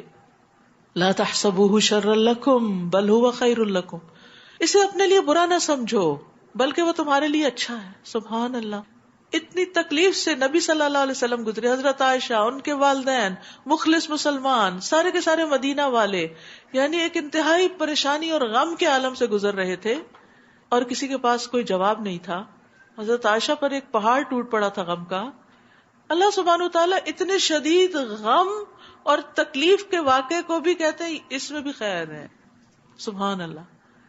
تو پھر اس سے چھوٹی چھوٹی تکلیفوں پر تو انسان کا اگر پازیٹیو ایٹیٹیوڈ ہو اور کہ اس میں بھی خیر ہے، اس سے بھی کچھ فائدہ ہی ہو جائے گا، اس سے میرے گناہ جھڑ جائیں گے، اس سے میرے اندر کچھ میچورٹی آ جائے گی، یہ چیز میرے ایکسپیرینس اور لرننگ میں اضافہ کر رہی ہے. کیونکہ ہر واقعہ اور ہر وہ چیز ایکسپیرینس جس سے انسان گزرتا ہے وہ اس کے اندر ایک میچورٹی کا نیکسٹ لیول لے کر آتا ہے. تو اس واقعے کو کہا اس میں بھی خیر ہے، کیونکہ اس میں حضرت عائشہ کے بارے میں پھر برات نازل ہوئی، آیات باقاعدہ نازل ہوئی جو قیامت تک پڑھی جائیں گی، اور اللہ تعالیٰ نے ان کو عزت بخشی، اور بہتان لگنے کی وجہ سے ان کا ثواب بہت زیادہ ہو گیا.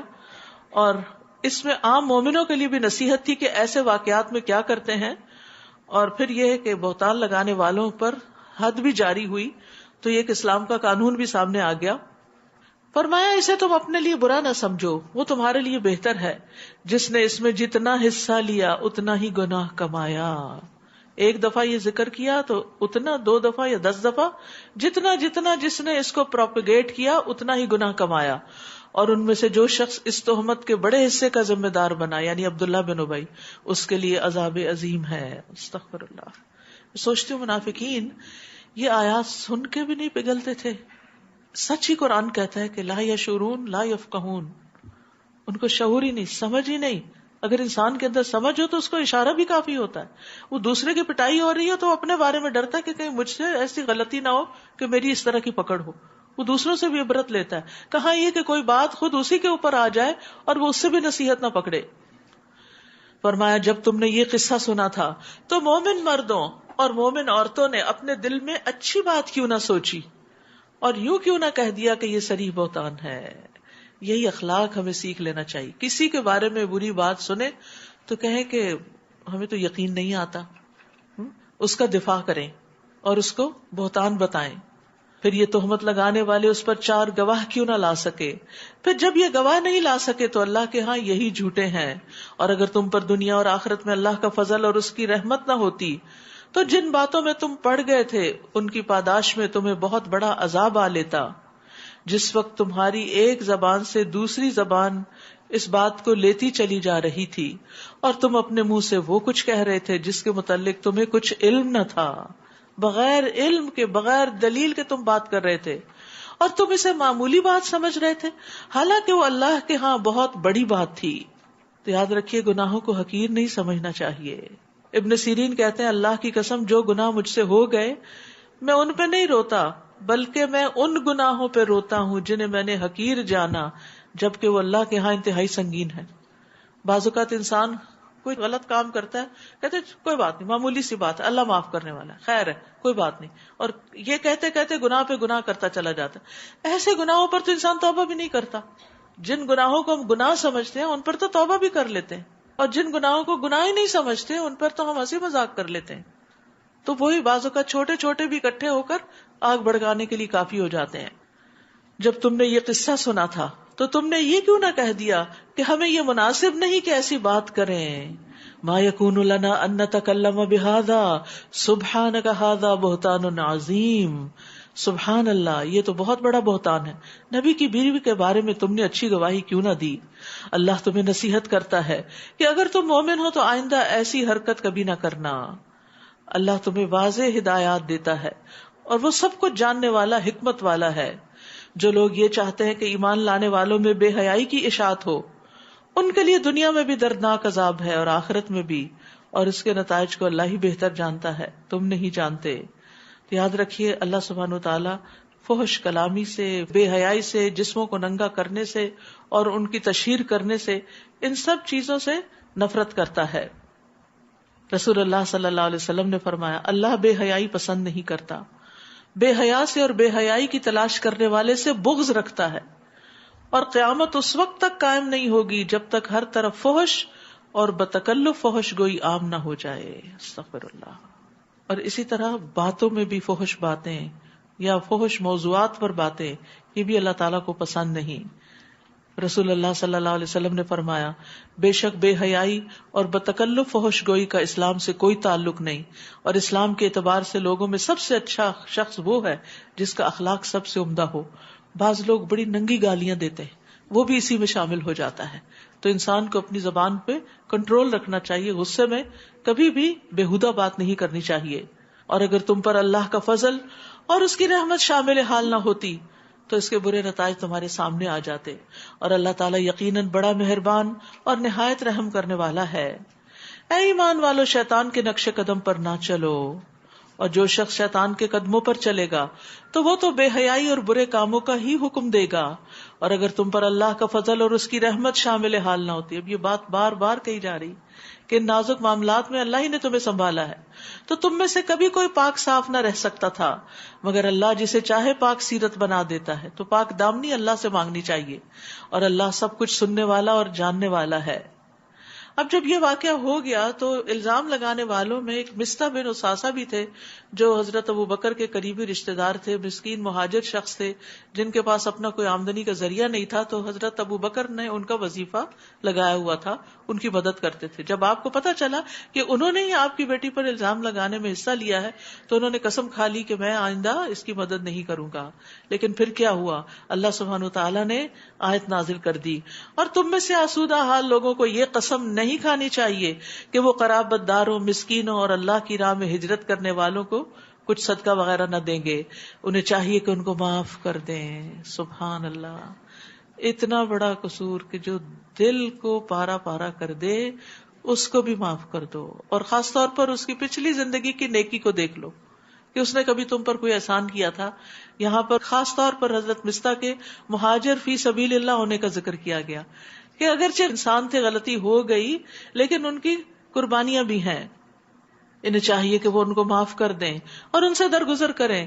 کیا تم یہ پسند نہیں کرتے کہ اللہ تمہیں معاف کر دے؟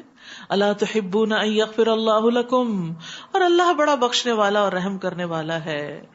یعنی اگر تم معاف کر دو گے تو اللہ تمہیں معاف کر دے گا، اور جس طرح کا تم درگزر کرو گے اسی طرح کا درگزر اللہ تعالیٰ کرے گا.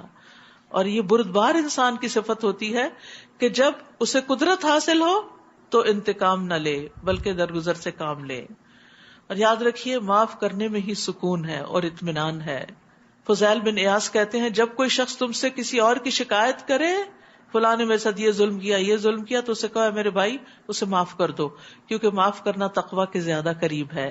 اگر وہ کہے میرا دل معاف نہیں کر سکتا، میں تو بدلہ لوں گا جیسے اللہ نے مجھے حکم دیا ہے، تو پھر اسے کہو کہ اگر تم صحیح طرح بدلہ لے سکتے ہو تو لے لو، ورنہ معافی کے دروازے کی طرف پلٹو، کیونکہ وہ بہت وسعت والا دروازہ ہے. اور جو معاف کر دے اور اصلاح کر دے تو اس کا اجر اللہ کے ذمہ ہے. معاف کرنے والا تو رات کو اپنے بستر پہ آرام سے سو جاتا ہے، اور بدلہ لینے والا دن رات متفکر رہتا ہے، دن رات خون کھولتا رہتا ہے اس کا. حدیث میں آتا ہے، نبی صلی اللہ علیہ وسلم نے فرمایا درگزر کیا کرو، اللہ تمہیں عزت بخشے گا. سبحان اللہ، کتنی بڑی خوشخبری ہے. معاف کر دیا کرو، اس سے تمہاری عزت بڑھے گی. یعنی لوگ تمہیں گرانا چاہتے ہیں، اللہ تمہیں اٹھا دے گا. معاف کرنے سے عزت میں اضافہ ہی ہوتا ہے، اور جو اللہ کے لیے تواضع اختیار کرتا ہے اللہ اس کو بلندی عطا فرماتا ہے. نبی صلی اللہ علیہ وسلم نے فرمایا جو بندہ کسی کے ظلم کو معاف کرے گا اللہ تعالیٰ قیامت کے دن اس کی عزت بڑھا دے گا. سبحان اللہ.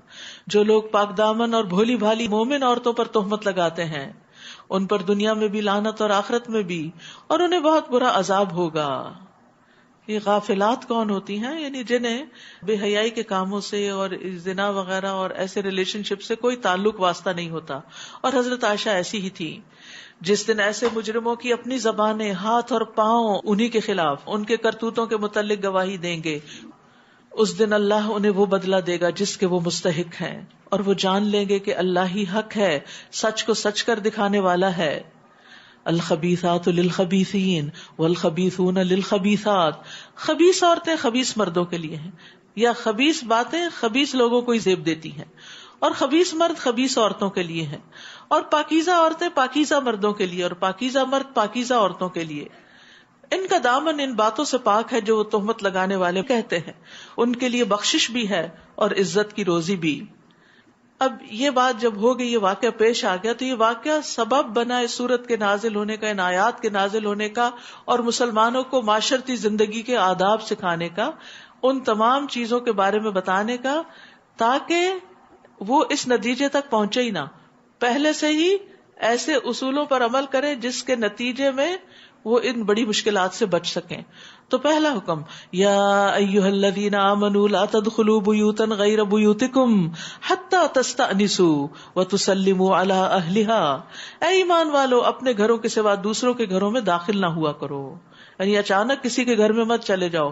ہو سکتا ہے کسی لڑکی پہ تمہاری نظر پڑ جائے, ہو سکتا ہے کوئی عورت اکیلی ہو اور تمہاری نیت خراب ہو جائے. جب تک کہ ان کی رضا حاصل نہ کر لو, یعنی اجازت نہ لے لو, اور گھر والوں پر سلام نہ کر لو, یہ بات تمہارے حق میں بہتر ہے, توقع ہے کہ تم اسے یاد رکھو گے. تو گھر میں سلام کر کے داخل ہونا چاہیے, چاہے اپنا ہو یا دوسرے کا گھر ہو. اور اسی طرح تستأنسوا میں دستک دینا یا بیل کرنا یا ڈور ناک کرنا, کوئی بھی چیز جس کے ذریعے گھر والوں کو پتا چل جائے کہ کوئی آ رہا ہے, اس کا استعمال ضروری ہے. یا پہلے فون پر آپ بتا دیں کسی بھی ذریعے سے. پھر اگر ان میں سے کسی کو نہ پاؤ تو جب تک تمہیں اجازت نہ ملے اس میں داخل نہ ہونا.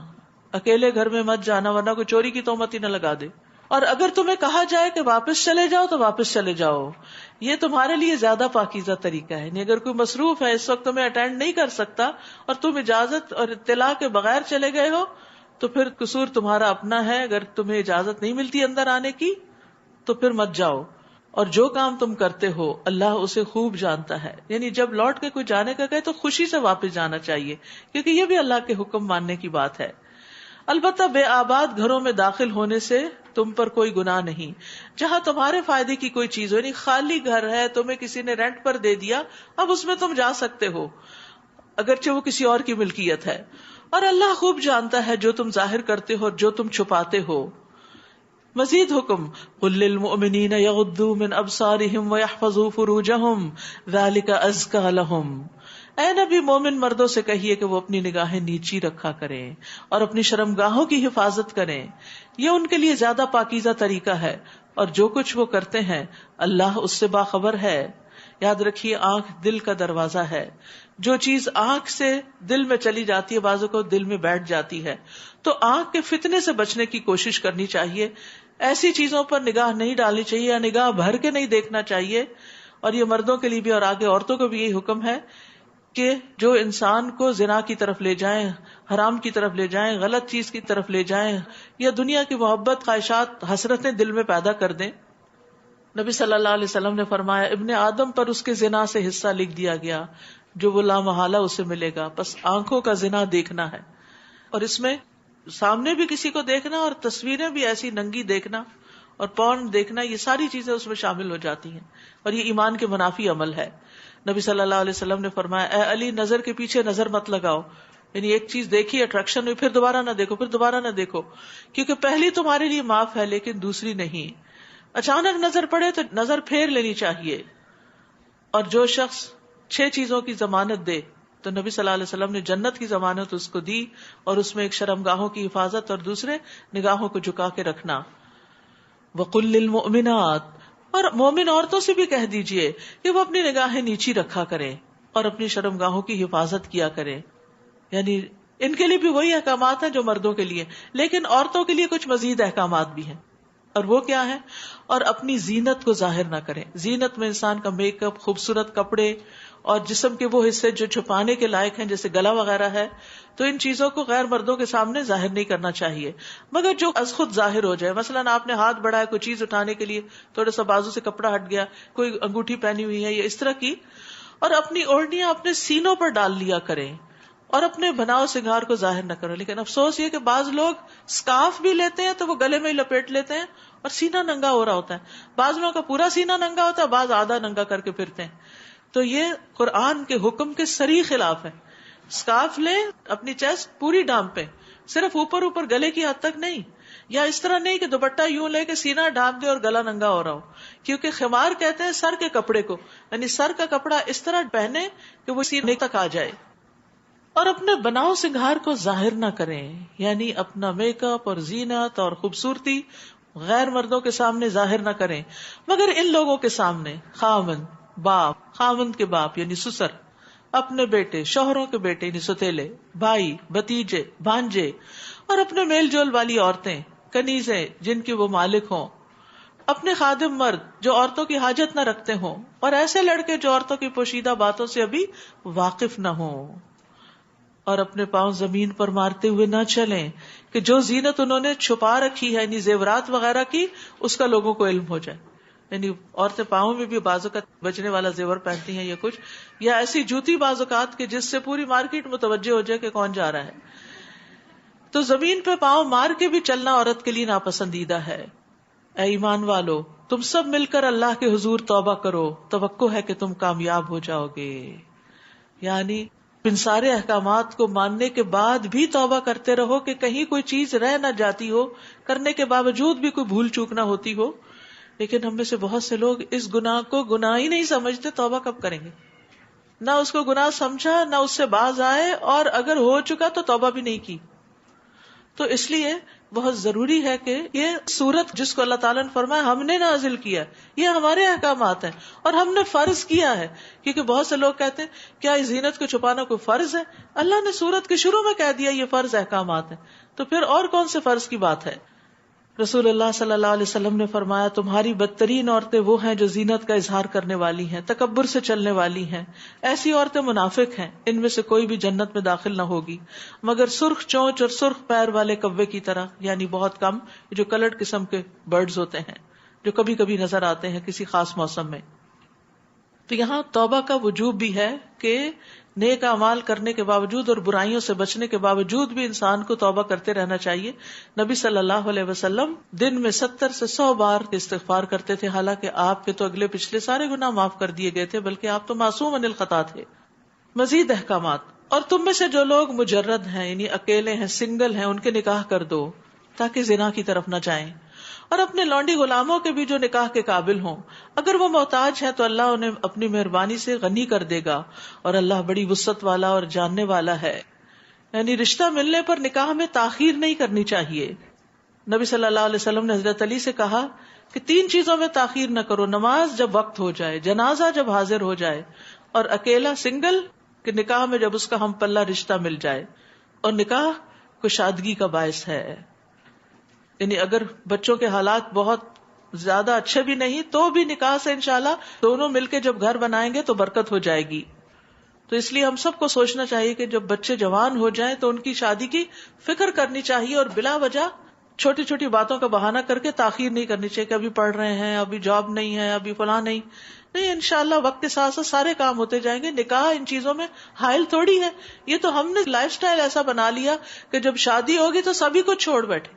یعنی بعض بچیاں اتنا اچھا پڑھنے لکھنے میں ہوتی ہیں, کام میں ہوتی ہیں, لیکن شادی ہوگی بس پھر سو کے وقت گزارا جا رہا ہے, بس پہننے کھانے اوڑھنے سیر سپاٹے کی طرف توجہ ہے اور پروڈکٹیو لائف نہیں بسر کرتی. تو شادی کاموں میں رکاوٹ نہیں ہے, بلکہ انسان کو اچھے مددگار مل جائیں تو پھر انسان اور زیادہ بہتر طور پہ آگے بڑھ سکتا ہے. اور جو لوگ نکاح کا سامان نہیں پاتے یعنی مال نہیں, انہیں زنا وغیرہ سے بچے رہنا چاہیے. یہ نہیں کہنا چاہیے ہماری چونکہ شادی نہیں ہوتی اس لیے ہم زنا کر سکتے ہیں, نو جواز, تاکہ اللہ نے اپنے فضل سے غنی کر دے. اور تمہارے غلاموں میں سے جو مکاتبت کرنا چاہیں, اگر تم ان میں بھلائی دیکھو تو ان سے مکاتبت کر لو, یعنی انہیں آزاد کرنے کے لیے. اور اس مال میں سے جو اللہ نے تمہیں دیا ہے انہیں بھی دو. اور تمہاری لونڈیاں اگر پاک دامن رہنا چاہیں تو انہیں دنیاوی فائدوں کی خاطر بدکاری پہ مجبور نہ کرو. زمانے جاہلیت میں لوگ اپنی لونڈیوں سے پروسٹیٹیوشن کا کام کرواتے تھے اور ان کی کمائی خود رکھ لیتے تھے. اور جو کوئی انہیں مجبور کرے تو ان پر جبر کے بعد اللہ تعالیٰ انہیں بخشنے والا ہے اور رحم کرنے والا ہے. اور پکڑ تو پھر اس کی ہوگی جو کسی کو برائی پہ مجبور کر رہا ہے. ہم نے تمہاری طرف واضح احکام بتلانے والی آیات بھی نازل کی ہیں, اور ان لوگوں کی مثالیں بھی جو تم سے پہلے گزر چکے ہیں, اور پرہیزگاروں کے لیے نصیحتیں بھی نازل کر دی ہیں. اللہ نور السماوات والارض, اللہ ہی آسمانوں اور زمین کا نور ہے. اس کے نور کی مثال ایسی ہے جیسے ایک تاک ہو جس میں ایک چراغ ہو. یہ چراغ فانوس میں رکھا ہوا ہو, وہ فانوس ایسا صاف شفاف ہو جیسے ایک چمکتا ہوا تارا, اور وہ چراغ زیتون کے مبارک درخت کے تیل سے روشن کیا جاتا ہو جو نہ مشرق میں ہوتا ہے نہ مغرب میں. اس کے تیل کو اگر آگ نہ بھی چھوئے تو بھی وہ از خود بھڑک اٹھنے کے قریب ہوتا ہے. اس طرح روشنی پر روشنی بڑھنے کے تمام اسباب جمع ہو گئے ہوں.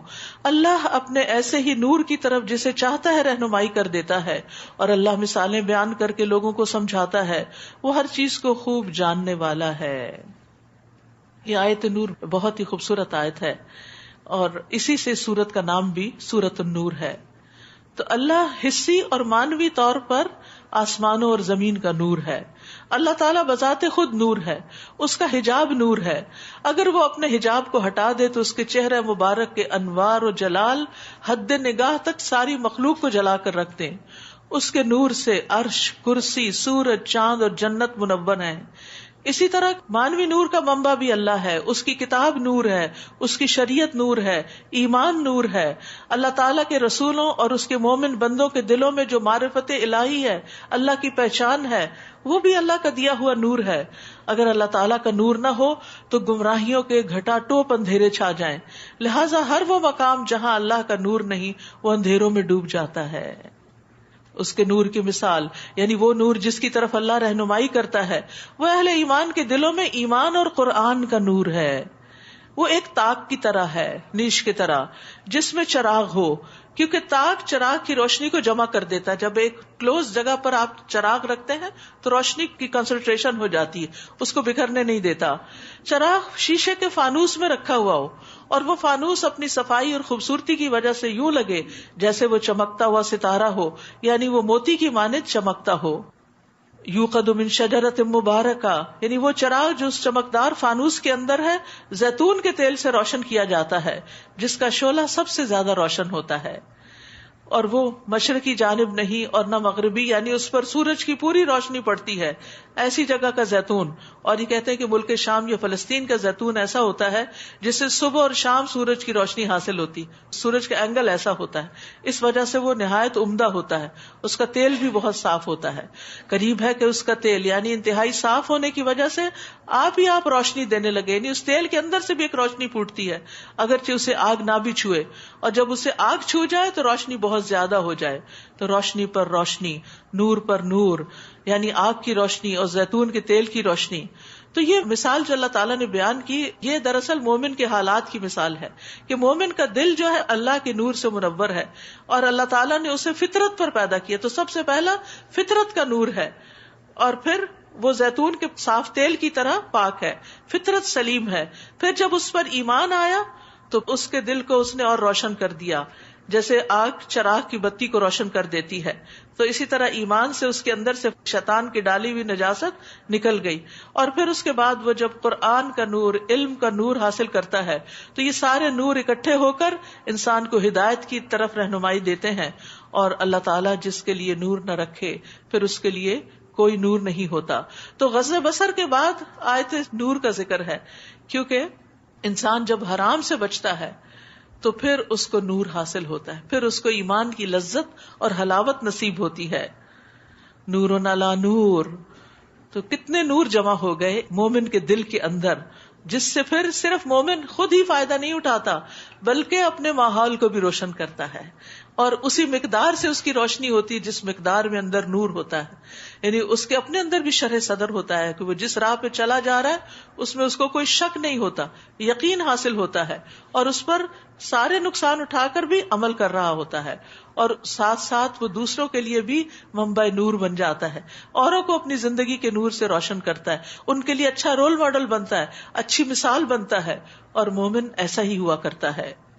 یہ ان گھروں میں ہوتے ہیں، یعنی ایسے مومن ان گھروں میں ہوتے ہیں جن کے متعلق اللہ نے حکم دیا کہ ان میں اللہ کا نام بلند کیا جائے، یعنی مساجد، اور اس کا ذکر کیا جائے.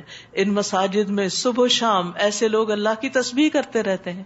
یعنی مومن وہ ہے جس کا دل مسجد کے ساتھ لگا ہوا ہے، جہاں نیکی اور خیر اور اللہ کا ذکر ہوتا ہے، ان مجالس سے اس کی محبت بے مثال ہوتی ہے. رسول اللہ صلی اللہ علیہ وسلم نے یہ بھی فرمایا کہ اپنی نمازوں کا کچھ حصہ اپنے گھروں میں بھی ادا کیا کرو اور ان کو قبرستان کی طرح نہ بناؤ. اور وہ گھر جس میں قرآن کی تلاوت کی جاتی ہے تو وہ اہل آسمان کو ایسے نظر آتا ہے جیسے زمین والوں کو ستارے. تو مردوں کے لیے تو مساجد ہیں اور عورتوں کے لیے ان کے گھر ہیں جن کو انہیں قرآن کی تلاوت سے، دین کی مجالس سے روشن کرنا چاہیے. اس لیے ہم میں سے ہر ایک کے دل کے اندر یہ خواہش ہونی چاہیے کہ میں اپنے گھر میں بھی کوئی حلقہ کروں. یعنی جیسے اب رمضان ختم ہوگا، یہاں پر پروگرام ختم ہو جائے گا تو پھر آپ کے اندر ایک خلا سا ہوگا، اس خلا کو نہیں چھوڑیے، آپ فوراً کہیں نہ کہیں کمٹمنٹ کر لیجئے، کوئی تجوید کا کورس شروع کر لیں، کوئی تفسیر کا کر لیں. جب یہ دورہ قرآن ختم ہوگا تو آن لائن دن میں 3 پارے کر کے ان خواتین کے لیے جو پورا مہینہ چھٹی نہیں لے سکی اور رمضان کے آخری عشرے میں وہ کچھ پڑھنا سیکھنا چاہتی ہیں تو پھر ایک دفعہ پورا قرآن مکمل ہوگا. انشاءاللہ تعالی. تو پھر اسی طرح یہ ہے کہ رمضان کے بعد عید کے بعد پھر آپ نے اپنے آپ کو چھوڑنا نہیں، کیونکہ روزوں نے آپ کے اوپر ایک ایمانی اثر ڈالا، تقویٰ حاصل ہوا آپ کو، قرآن کے پڑھنے نے آپ کے اندر نور کی شمع روشن کر دی. اب یہ نور بجھنے نہ پائے، اس کو ایمان سے، قرآن سے، علم سے روشن رکھیں. کسی نہ کسی علم کی مجلس کو ضرور اختیار کریں، اور کبھی اپنے گھر کے اندر بھی، چاہے ہفتہ وار، چاہے مہینے میں ایک دفعہ، چاہے زندگی میں ایک دفعہ، کیونکہ وہ گھر آسمان سے ستاروں کی طرح چمکتے ہیں جہاں یہ نور روشن ہوتا ہے. حتیٰ کہ عید کی پارٹیوں میں بھی جب آپ جائیں یا لوگوں کو بلائیں تو وہاں بیٹھ کر بھی علم کی کوئی بات ضرور کریں.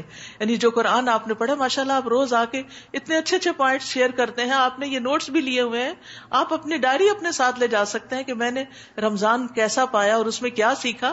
تو چند ایک اچھی اچھی باتیں دوسروں کے ساتھ بھی شیئر کریں تو یہ آپ کا نور دوسروں تک پھیلے گا اور آپ کے لیے صدقہ جاریہ بنے گا. فرمایا رجال، وہ ایسے لوگ ہیں انہیں اللہ کے ذکر، نماز قائم کرنے اور زکوٰۃ ادا کرنے سے نہ تجارت غافل کرتی ہے نہ خرید و فروخت. اسی طرح مومن عورتیں جو ہیں گھر کے کام کاج، اپنی ذمہ داریاں، جابز، ان کو اللہ کے ذکر سے غافل نہیں کرتی. وہ اس دن سے ڈرتے رہتے ہیں جس میں دل اور آنکھیں الٹ جائیں گی. تو یاد رکھیے، گھر کا کام کر رہے ہو یا باہر کا کام، نماز کا وقت آ گیا، دوڑ پڑے اللہ کے ذکر کی طرف. اور وہ لوگ یہ سب کچھ اس لیے کرتے ہیں کہ جو عمل وہ کرتے ہیں اللہ ان کا بہتر بدلہ انہیں دے اور اپنے فضل سے زیادہ بھی. اور اللہ جسے چاہتا ہے بغیر حساب کے رزق عطا کرتا ہے. اور جو کافر ہے ان کے اعمال کی مثال ایسی ہے جیسے ایک چٹیل میدان میں کوئی سراب ہو جسے پیاسا پانی سمجھ رہا ہو. دھوکا، یعنی کافر جو ہے وہ اپنی دنیا کی زندگی میں اتنا خوش ہے، شراب کی طرح ہے اس کی وہ خوشی، اور جس چیز کو وہ سمجھتا ہے کہ یہ میری اچیومنٹ ہے، یہ میری کامیابی ہے، وہ دراصل جو وہ اس کے قریب پہنچتا ہے تو وہ سوچتا ہے کہ یہ تو کچھ نہیں تھا. ایسا ہوتا ہے انسانوں کے ساتھ. انسان اپنی زندگی میں کچھ تمنائیں، حسرتیں، کچھ گولز، ایمز رکھتا ہے. جب وہ ایک چیز کو اچیو کر لیتا تو پھر واٹ نیکسٹ، کچھ کرنے کو نہیں، کتنا خلا ہو جاتا ہے. پھر وہ آگے بڑھتا ہے، شراب، پھر جب اس کے پاس پہنچتا تو پانی نہیں ہوتا، پھر اگلی منزل پہ روانہ ہو جاتا. تو اللہ کو نہ ماننے والا اور اللہ کی طرف نہ آنے والا ساری زندگی دھوکے میں رہتا ہے. وہ جن سنہری چیزوں کو اپنی کامیابی سمجھتا ہے، جب وہ ان کو حاصل کر لیتا ہے، وہاں تک پہنچتا ہے تو وہ کچھ نہیں ہوتی، وہ تو ہاتھ سے نکل چکی ہوتی. اب تک زندگی میں جو کچھ ہم نے حاصل کیا وہ کدھر ہے، چلا گیا، گزر گیا. تو اس لیے انسان اس دھوکے میں نہ رہے، کیونکہ قیامت کے دن ان چیزوں کا کچھ بدلہ نہیں ملنے والا. حتیٰ کہ جب وہ اس شراب کے قریب آتا ہے تو وہاں کچھ نہیں پاتا، بلکہ اس نے اللہ کو وہاں موجود پایا. مرنے کے بعد تو اللہ کا سامنا کرنا ہوگا جس نے اس کا حساب چکا دیا، اور اللہ کو حساب چکانے میں دیر نہیں لگتی. یا پھر کافروں کے اعمال کی مثال ایسی ہے جیسے گہرے سمندر میں اندھیرے ہوں جسے موج نے ڈھانپ لیا ہو، پھر اس کے اوپر ایک اور موج ہو اور اس کے اوپر ایک بادل ہو، تاریکی پر تاریکی چڑھی ہوئی ہے، فطرت بھی سلیم نہیں، ایمان بھی نہیں، عمل صالح بھی نہیں، علم کی روشنی بھی نہیں، اندھیروں میں جی رہا ہے انسان. اگر کوئی اپنا ہاتھ نکالے تو اسے بھی نہ دیکھ سکے. جسے اللہ روشنی عطا نہ کرے اس کو کہیں سے بھی نور نہیں مل سکتا، اس کے لیے کوئی روشنی نہیں، کیونکہ نور کا منبع اللہ کی ذات ہے، حسی بھی اور مانوی بھی. کیا تم دیکھتے نہیں کہ آسمانوں اور زمین میں جو کچھ ہے اور فضا میں پر پھیلائے ہوئے پرندے بھی یہ سب اللہ کی تسبیح کر رہے ہیں، تو کیا آپ نہ کریں گے؟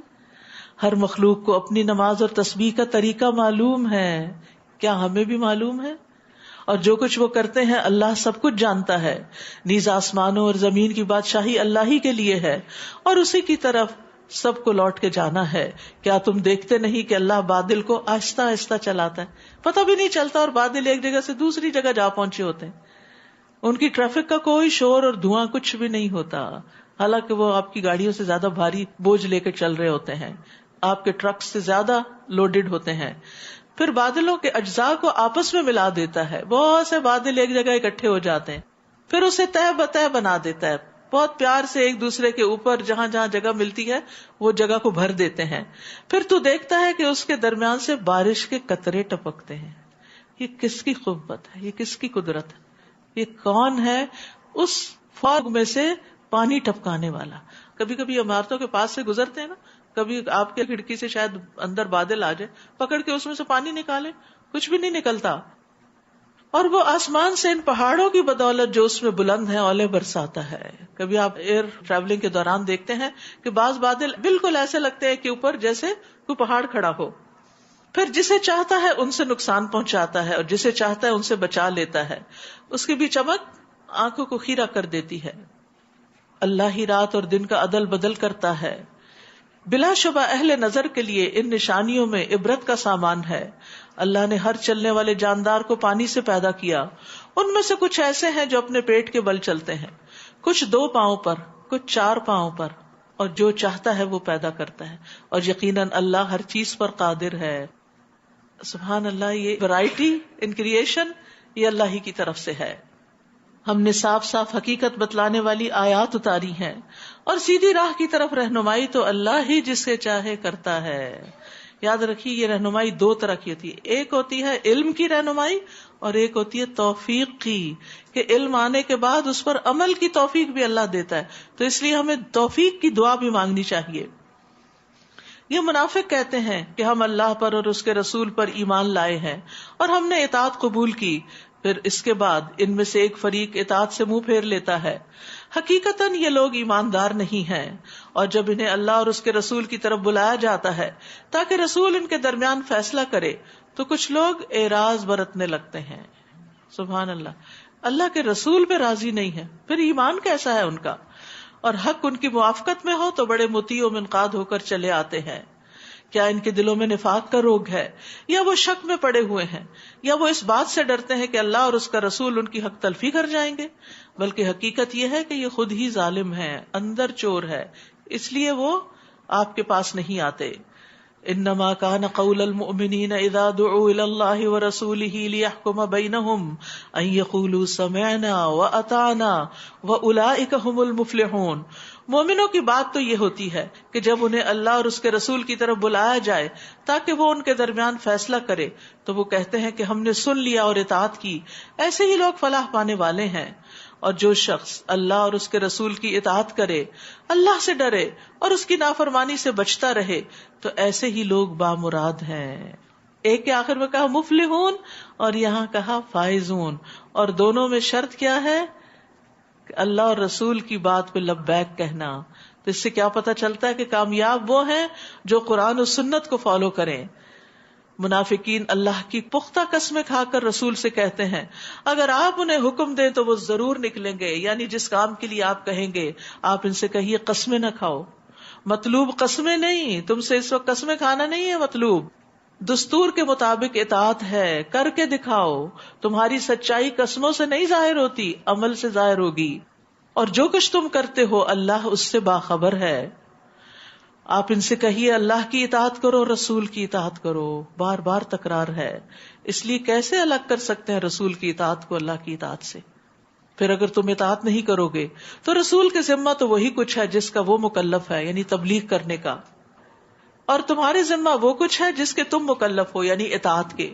اور اگر تم رسول کی اطاعت کرو گے تو ہدایت پا جاؤ گے, اور رسول کی ذمہ داری صرف یہ ہے کہ صاف صاف پیغام پہنچا دے, باقی اس کی ذمہ داری نہیں کہ وہ یہ دیکھے کہ تم نے کام کیا یا نہیں. وہ تو ہر شخص اپنا ذمہ دار خود ہے. تم میں سے جو مومن ہیں اور نیک کام کرتے ہیں, سوچیے اپنے بارے میں, ان سے اللہ نے وعدہ کر رکھا ہے کہ وہ انہیں زمین میں ایسے ہی جانشین بنائے گا جیسے تم سے پہلے لوگ بنائے گئے, اور ان کے اس دین کو مضبوط کرے گا جسے اس نے ان کے لیے پسند کیا, اور ان کی حالت خوف کو امن میں تبدیل کر دے گا. بس وہ میری ہی عبادت کریں گے اور میرے ساتھ کسی کو شریک نہ بنائیں گے, اور جو اس کے بعد کفر کرے تو ایسے ہی لوگ فاسق ہیں. وَأَقِيمُوا الصَّلَاةَ وَآتُوا الزَّكَاةَ وَأَطِيعُوا الرَّسُولَ لَعَلَّكُمْ تُرْحَمُونَ. نماز قائم کرو, زکوٰۃ ادا کرو, اور رسول کی اطاعت کرو. یہاں اللہ نے اپنی اطاعت کا بھی ذکر نہیں کیا, یعنی اتنی امپورٹنٹ ہے نبی صلی اللہ علیہ وسلم کی اطاعت کرنا. اس طرح توقع ہے کہ تم پر رحم کیا جائے. اچھا, اب رسول صلی اللہ علیہ وسلم کی اطاعت صرف کیا آپ کی زندگی میں تھی؟ کیا آپ صرف ان لوگوں کے رسول تھے یا ہمارے بھی ہیں؟ ہمارے بھی ہیں. اس لیے بہت ضروری ہے کہ قرآن کے ساتھ حدیث کا مطالعہ بھی کیا جائے. تو الحمدللہ یہاں پر بخاری کی کلاسز بھی ہوتی ہیں, فرائیڈے ایوننگ کو انگلش میں ہوتی ہیں, آج ہوگی انشاءاللہ, اور اسی طرح اردو میں بھی صبح کے اوقات میں ہوتی ہیں. تو سنت کا علم بہت وسیع خزانہ ہے, جو اس سے محروم رہا بہت بڑی خیر سے محروم رہا, پوری زندگی بسر کرنے کے طریقے اس میں سکھائے گئے ہیں. تو اس لیے علم کے حریص ہوں، کیونکہ اطاعت کے لیے حکم جاننا ضروری ہے اور اس کے لیے علم حاصل کرنا ضروری ہے. لا تحسبن الذین کفروا معجزین فی الارض. آپ کافروں کے متعلق یہ خیال نہ کیجئے کہ وہ زمین میں اللہ کو عاجز کر دینے والے ہیں، کہ اللہ ان کو پکڑ نہیں سکتا یا انہیں عذاب نہیں دے سکتا. ان کا ٹھکانہ آگ ہے. وَلَبِئْسَ الْمَصِيرُ، اور البتہ بہت برا ٹھکانہ ہے. اے لوگو جو ایمان لائے ہو، تمہارے غلاموں اور ان لڑکوں پر جو ابھی حد بلوغت کو نہ پہنچے ہوں لازم ہے کہ وہ دن میں 3 بار اجازت لے کر گھروں میں داخل ہوا کریں. ٹھیک ہے، چھوٹے بچے بھی اجازت لے کے نماز فجر سے پہلے پیرنٹس کے بیڈ روم میں نہ جائیں اجازت کے بغیر. ظہر کے وقت، قیلولہ کے وقت جب تم کپڑے اتارتے ہو، اور عشاء کی نماز کے بعد، یہ 3 اوقات تمہارے لیے پردے کے وقف ہیں. ان اوقات کے علاوہ دوسرے وقت میں ان کو بلا اجازت آنے جانے سے ان پر کوئی گناہ نہیں اور نہ تم پر کوئی گناہ ہے. تو آپ دیکھیے کہ کس قدر پرائیویسی کا لحاظ رکھا گیا کہ چھوٹے بچوں کو بھی ایکسپوز نہیں کرنا چاہیے ہسبینڈ وائف کی آپس کی انٹیمیسی اور ایک دوسرے کے تعلقات کے بارے میں. بعض مائیں تو بچوں کو واش روم میں لے کے گھس جاتی ہیں، ان کے سامنے ننگا نہ آتی. حیرت ہوتی ہے کہ یہ تو بالکل کامن سینس کی بات ہے. پوچھنے میں پتہ چلتی جی روتے ہیں. اس کا کوئی اور بندوبست کرے، نہ کہ ان کو ننگا دکھائیں پھر اپنا آپ، پھر آپ کپڑوں میں ہی نہ آئیں تاکہ وہ آپ کو ننگا تو نہ دیکھیں. کیونکہ بچپن سے ان کے سامنے حیا کے تقاضے پامال کر دیے جاتے، پھر بڑے ہو کر ان کے لیے یہ چیزیں بس ایسے ہی ہو جاتی ہیں اور پھر وہ اللہ کے حکم سے نافرمانی کرنے لگتے ہیں. فرمایا تمہیں ایک دوسرے کے پاس بار بار آنا ہی پڑتا ہے. اسی طرح اللہ تعالیٰ تمہارے لیے اپنے ارشادات کی وضاحت کرتا ہے. وہ سب کچھ جاننے والا، حکمت والا ہے. اور جب لڑکے سن بلوغ کو پہنچ جائیں تو وہ بھی اسی طرح اذن لیا کریں جیسے ان سے پہلے ان کے بڑے اجازت لیتے رہے، یعنی گھر میں داخل ہوتے ہوئے. اللہ تعالیٰ اسی طرح تمہارے لیے اپنے احکام کھول کر بیان کرتا ہے، اور اللہ سب کچھ جاننے والا، حکمت والا ہے. اور جو عورتیں جوانی سے گزری بیٹھی ہوں اور نکاح کی توقع نہ رکھتی ہوں، 2 شرائط ہیں، یعنی بوڑھی ہو چکی ہوں لیکن شادی کی کوئی امید نہ ہو، کیونکہ کچھ خواتین 60 پلس بھی ہو کر بالکل فٹ اور ینگ ہوتی ہیں. اگر وہ اپنی چادر، یعنی جو باہر جاتے ہوئے بڑی چادر لی جاتی ہے، وہ اتار دیں تو ان پر کچھ گناہ نہیں، بشرطے کہ زیب و زینت کی نمائش کرنے والی نہ ہوں، یعنی اپنے آپ کو ظاہر نہ کرنا چاہتی ہوں. تاہم اگر وہ چادر اتارنے سے پرہیز ہی کریں تو یہی بات ان کے حق میں بہتر ہے، اور اللہ سب کچھ سنتا جانتا ہے. اس بات میں نہ اندھے پر، نہ لنگڑے پر، نہ مریض اور نہ خود تمہارے لیے کوئی حرج ہے کہ تم اپنے گھروں سے کھانا کھاؤ، اپنے باپ دادا کے گھروں سے یا اپنی ماں اور نانی کے گھروں سے یا اپنے بھائیوں، بہنوں، چچاؤں، پھوپھیوں، ماموں، خالاؤں کے گھروں سے کھانا کھاؤ، یا ان کے گھروں سے جن کے تم سرپرست ہو، یا اپنے دوست کے ہاں سے کھا لو. نہ ہی اس بات میں کوئی گناہ ہے کہ تم سب مل کر کھاؤ یا علیحدہ علیحدہ. البتہ جب تم گھروں میں داخل ہوا کرو تو اپنے لوگوں کو، یعنی گھر والوں کو سلام کہا کرو، یہ اللہ کی طرف سے مبارک اور پاکیزہ تحفہ ہے تمہارے لیے. اسی طرح اللہ تمہارے لیے اپنی آیات کو کھول کے بیان کرتا ہے تاکہ تم سمجھ سے کام لو. تو یاد رکھیے، یہ مومنوں کا آپس کا تعلق بتایا گیا ہے کہ وہ ایک دوسرے کے لیے وسیع دل کے مالک ہوتے ہیں، ایک دوسرے کو کھانے پہ ویلکم بھی کرتے ہیں، اور کھانے والا بھی کسی قسم کی جھجک اور آڑ محسوس نہیں کرتا. اور اس میں خاص طور پہ رشتہ داروں کے علاوہ دوستی کا بھی ذکر کیا گیا، کیونکہ دوستی بھی ایک رشتہ ہوتی ہے، اور بعض اوقات خون کے رشتوں سے بھی زیادہ رشتہ بڑھ جاتا ہے. یہ ابن عباس کہتے ہیں کہ دوست رشتہ داروں سے زیادہ تاکید والا ہے، کیونکہ انسان ان کے ساتھ بعض اوقات زیادہ وقت گزارتا ہے. اور یہاں خاص طور پر اس ملک میں آپ دیکھیں کہ جہاں اپنے کوئی بھی قریبی رشتہ دار نہیں ہوتے تو دوست ہی رشتہ داروں کی جگہ لے لیتے ہیں. مومن تو وہ ہیں جو اللہ اور اس کے رسول پر ایمان لاتے ہیں، اور جب وہ کسی اجتماعی کام میں رسول کے ساتھ ہوتے ہیں تو اس سے اجازت لیے بغیر نہیں جاتے. یہ ایک اصول دے دیا گیا کہ جو ٹیم ورک ہوتا ہے، جو مل کے کام کیا جاتا ہے، اس میں اپنی مرضی نہیں چلائی جاتی، مشورے سے کام ہوتا ہے، اور اس میں اپنی جگہ یا اپنا کام بھی بغیر اجازت کے نہیں چھوڑا جا سکتا. اے رسول، جو لوگ آپ سے اجازت مانگتے ہیں وہی اللہ اور اس کے رسول پر ایمان لانے والے ہیں. تو جب وہ اپنے کسی کام کے لیے آپ سے اجازت مانگیں تو ان میں سے جسے آپ چاہیں اجازت دیں اور جسے چاہیں نہ دیں. یعنی یہ بھی امیر کی اتھارٹی میں ہے کہ اگر وہ سمجھتا ہے کہ چھٹی نہیں دینی چاہیے تو وہ نہ دے. یہ نہیں کہ وہ کسی ضد کی وجہ سے کہے, اگر واقعی حقیقی ضرورت ہے تو کسی کو برا نہیں ماننا چاہیے. اور ان کے لیے اللہ سے بخشش کی دعا کیجیے, اللہ یقیناً بخشنے والا اور رحم کرنے والا ہے. مسلمانوں, رسول کے بلانے کو ایسا نہ سمجھ لو جیسے تم آپس میں ایک دوسرے کو بلاتے ہو, یعنی ادب سے پکارو, نام لے کر نہیں. اللہ تعالیٰ ان لوگوں کو جانتا ہے جو تم میں سے چپکے سے کھسک جاتے ہیں, یعنی کام کے بیچ میں یا مجلس سے چپکے سے. منافقین ایسے کرتے تھے کہ ذرا آپ کا دھیان ادھر ادھر ہوا, پہلے آ کے حاضری لگوا لی اور پھر غائب ہو گئے. اگر رسول صلی اللہ علیہ وسلم کو پتہ نہیں چلا تو اللہ کو معلوم ہے. لہٰذا جو لوگ رسول کے حکم کی مخالفت کرتے ہیں انہیں اس بات سے ڈرنا چاہیے کہ وہ کسی مصیبت میں گرفتار نہ ہو جائیں. استغفر اللہ, یہ ہم سب کے لیے ڈرنے کی بات ہے. سنتوں کی مخالفت, حدیث کی مخالفت انسان کو بہت بڑے فتنے میں ڈال دیتی ہے, یا انہیں کوئی دردناک عذاب نہ پہنچ جائے. تو یہاں پر نبی صلی اللہ علیہ وسلم کے احترام کی بات ہے, اور اسی احترام کا حصہ ہے کہ آپ کے دیے ہوئے علم کا بھی احترام کریں اور سنتوں کی پیروی کریں. اور پھر اس کے بعد جو لوگ ان دینی علوم کی تعلیم دے رہے ہوں, علم دے رہے ہوں, ان کا بھی ادب اور لحاظ رکھیں. یاد رکھو جو کچھ آسمانوں اور زمین میں ہے سب اللہ ہی کا ہے. تم جس روش پر بھی ہو اللہ اسے خوب جانتا ہے, اور جس دن لوگ اس کی طرف لوٹائے جائیں گے تو وہ انہیں بتلا دے گا کہ وہ کیا کرتے رہے, اور اللہ ہر چیز کو خوب جانتا ہے. سورۃ الفرقان. بسم اللہ الرحمن الرحیم. تبارک الذی نزل الفرقان علی عبدہ لیکون للعالمین نذیرا. بابرکت ہے وہ ذات جس نے اپنے بندے پر فرقان نازل کیا, یعنی یہ قرآن, تاکہ وہ کل اہل عالم کے لیے برے انجام سے ڈرانے والا بن جائے.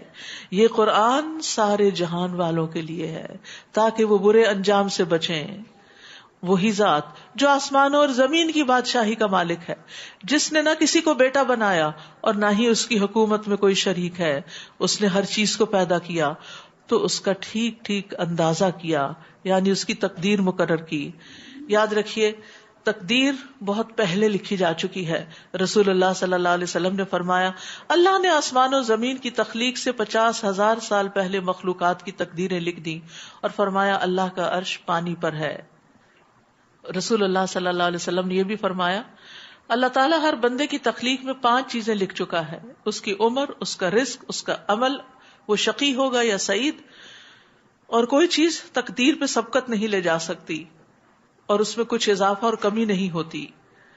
اب سوال یہ پیدا ہوتا ہے کہ پھر انسان کے پاس چوائس ہی کیا رہ گئی؟ تو وہ بھی تقدیر کا ایک حصہ ہے کہ اللہ نے چوائس بھی دی ہے, تقدیر بھی لکھی. اور تقدیر کیا ہے؟ اللہ کا سابق علم, پہلے سے ہی پتا ہے کس بندے کو میں کیا دوں گا اور وہ اس سے کیا کرے گا, تو اس لیے اس میں کوئی کنفیوژن نہیں ہونی چاہیے. اور تقدیر کے معاملے میں بہت بحث کرنے سے بھی بچنا چاہیے, کیونکہ وہ انسان کو مس لیڈ کر سکتی ہے اور گمراہ کر سکتی ہے.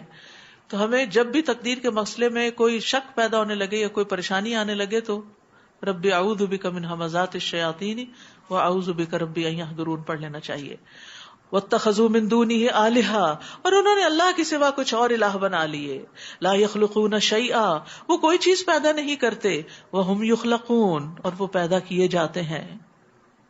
انہیں خود اپنے نفع نقصان کا کچھ بھی اختیار نہیں, اور نہ ہی انہیں کسی کو مارنے, زندہ کرنے اور مردہ کو اٹھا سکنے کا کچھ اختیار ہے. کافر لوگ تو یہ کہتے ہیں کہ یہ قرآن محض جھوٹ ہے, افطرا, گھڑی ہوئی چیز ہے, نعوذ باللہ, جسے اس نے خود بنا ڈالا کہ محمد صلی اللہ علیہ وسلم نے لکھ لیا, اور کچھ دوسرے لوگوں نے اس کام میں اس کی مدد کی ہے. کتنا بڑا جھوٹ اور ظلم ہے جس پر یہ لوگ اتر آئے ہیں. وَقَالُوا أَسَاطِيرُ الْأَوَّلِينَ اكْتَتَبَهَا فَهِيَ تُمْلَى عَلَيْهِ بُكْرَةً وَأَصِيلًا. نیز وہ کہتے ہیں کہ یہ تو پہلے لوگوں کی داستانیں ہیں جنہیں اس نے نقل کرا لیا ہے, سو وہی داستانیں صبح و شام اس کے پاس پڑھ کر سنائی جاتی ہیں. آپ ان سے کہیے قرآن کو اس ذات نے نازل کیا ہے جو آسمانوں اور زمین کے بھید جانتا ہے, تبھی تو یہ کتاب رہنمائی والی ہے. انسانوں کے پاس وہ علم نہیں کہ جس کی بنا پر وہ سارے انسانوں کی رہنمائی کا کام کر سکے, اور وہ یقیناً بہت بخشنے والا, رحم والا ہے. نیز وہ کہتے ہیں یہ کیسا رسول ہے جو کھانا کھاتا ہے اور بازاروں میں چلتا پھرتا ہے, اس پر کوئی فرشتہ کیوں نہ اتارا گیا جو اس کے ساتھ رہتا اور لوگوں کو ڈرایا کرتا. تو یاد رکھیے پیغمبر بہت عاجزی والے انسان ہوتے ہیں, اور عاجزی اختیار کرنا پیغمبری کے خلاف نہیں ہے. یعنی کھانا پینا, خرید و فروخت کرنا, شادی بیاہ کرنا, یہ چیزیں کسی کی شان اور مرتبے میں کمی نہیں کرتی. اور پھر عام لوگوں کی طرح کھانا پینا. ان کا کیا تھا, جیسے ہم کھاتے ہیں وہی یہ کھاتا ہے, اس سے آگے زیادہ بہترین کیوں نہیں کھاتا, اس کا لباس زیادہ بہترین کیوں نہیں, اس کے ساتھ فرشتے کیوں نہیں جو باڈی گارڈز ہوتے اس کے ساتھ. تو یہ نبی صلی اللہ علیہ وسلم کی عاجزی تھی کہ وہ عام لوگوں کی طرح رہتے تھے, اپنے آپ کو بشر کہتے تھے, فرشتہ نہیں بتاتے تھے, اس پر کوئی خزانہ ہی اتار دیا جاتا تو کوئی باغ ہی ہوتا جس سے اطمینان کی روزی کھا سکتا. یہ ساری چیزیں جو اسٹیٹس سمبل ہیں یہ کیوں نہیں اس کے پاس. اور ظالم کہتے ہیں کہ تم تو ایک جادو شدہ آدمی کے پیچھے لگ گئے ہو. اے نبی غور کیجئے, یہ لوگ آپ کے لیے کس طرح کی مثالیں بیان کرتے ہیں. یہ ایسے گمراہ ہوئے ہیں کہ راہ راست پر آ ہی نہیں سکتے. بہت بابرکت ہے وہ ذات, وہ چاہے تو آپ کو ان چیزوں سے بھی بہتر چیزیں دے سکتا ہے. ایک نہیں کئی باغ جن میں نہریں جاری ہوں اور کئی محلات دے سکتا ہے. اللہ کے لیے کچھ مشکل نہیں. لیکن بات یہ نہیں, بلکہ یہ لوگ دراصل قیامت کو جھٹلا رہے ہیں, اور جو قیامت کو جھٹلائے ہم نے اس کے لیے جہنم تیار کر رکھی ہے. جب وہ دور سے انہیں یعنی اپنے شکار کو دیکھے گی تو یہ اس کے جوش و خروش کی آوازیں خود ہی سن لیں گے. استغفر اللہ. جب اس میں دست و پا بستہ ایک تنگ جگہ سے پھینکے جائیں گے تو اس وقت موت پکاریں گے. اس وقت انہیں کہا جائے گا آج ایک نہیں بہت سی موتوں کو پکارو. آپ ان سے پوچھئے کیا یہ انجام اچھا ہے یا ہمیشہ کی جنت جس کا پرہیزگاروں سے وعدہ کیا گیا ہے, جو ان کے اعمال کا بدلہ ہے. کانت لہم جزا, جزا کہتے عمل کا بدلہ, اور ان کی آخری منزل ہوگی. وہاں انہیں جو کچھ وہ چاہیں گے ملے گا, وہ اس میں ہمیشہ رہیں گے. یہ تمہارے رب کے ذمہ ایسا وعدہ ہے کہ جو پورا کیا جائے گا. اور جس دن اللہ انہیں اور جن کو وہ اللہ کے سوا پوچھتے اکٹھا کرے گا تو ان معبودوں سے سوال کرے گا کہ کیا تم نے میرے ان بندوں کو گمراہ کیا تھا یا یہ خود ہی راہ سے بھٹک گئے تھے. وہ کہیں گے تیری ذات پاک ہے, ہماری مجال نہ تھی کہ تیرے سوا کسی کو کارساز بناتے, مگر تو نے انہیں اور ان کے آباء و اجداد کو خوب سامان زیست دیا یہاں تک کہ وہ تیری یاد کو بھول گئے, اور یہ لوگ تھے ہی ہلاک ہونے کے قابل. فقد کذبوکم بما تقولون, تو انہوں نے جھٹلایا تمہیں اس پر جو تم کہتے ہو. یعنی جو تم آج کہتے ہو اس دن تمہارے معبود تمہیں جھٹلا دیں گے, پھر نہ تم عذاب کو ٹال سکو گے اور نہ تمہیں کہیں سے مدد مل سکے گی. اور جو بھی تم میں سے ظلم کر رہا ہے اسے ہم سخت عذاب کا مزہ چکھائیں گے. اور اے نبی, ہم نے آپ سے پہلے جتنے بھی رسول بھیجے وہ سب کھانا کھاتے اور بازاروں میں چلتے پھرتے تھے, اور ہم نے تم لوگوں کو ایک دوسرے کے لیے آزمائش کا ذریعہ بنا دیا ہے. وَجَعَلْنَا بَعْضَكُمْ لِبَعْضٍ فِتْنَةً أَتَصْبِرُونَ وَكَانَ رَبُّكَ بَصِيرًا. تو کیا تم صبر کرو گے, یعنی ان کی تان و تشنیع پر, ان کے ستانے پر, اور آپ کا رب سب کچھ دیکھ رہا ہے. تو یاد رکھیے بعض لوگوں کے لیے آزمائش ہوتے ہیں, تو انسان کو پھر ان کی تکلیف دہ باتیں سننا پڑتی ہیں. سن کے کیا کرنا چاہیے, صبر سے کام لینا چاہیے, اور صبر میں بڑا اجر ہے. وآخر دعوانا ان الحمد للہ رب العالمین. سبحانک اللہم وبحمدک, اشہد ان لا الہ الا انت, استغفرک واتوب الیک. السلام علیکم ورحمۃ اللہ وبرکاتہ.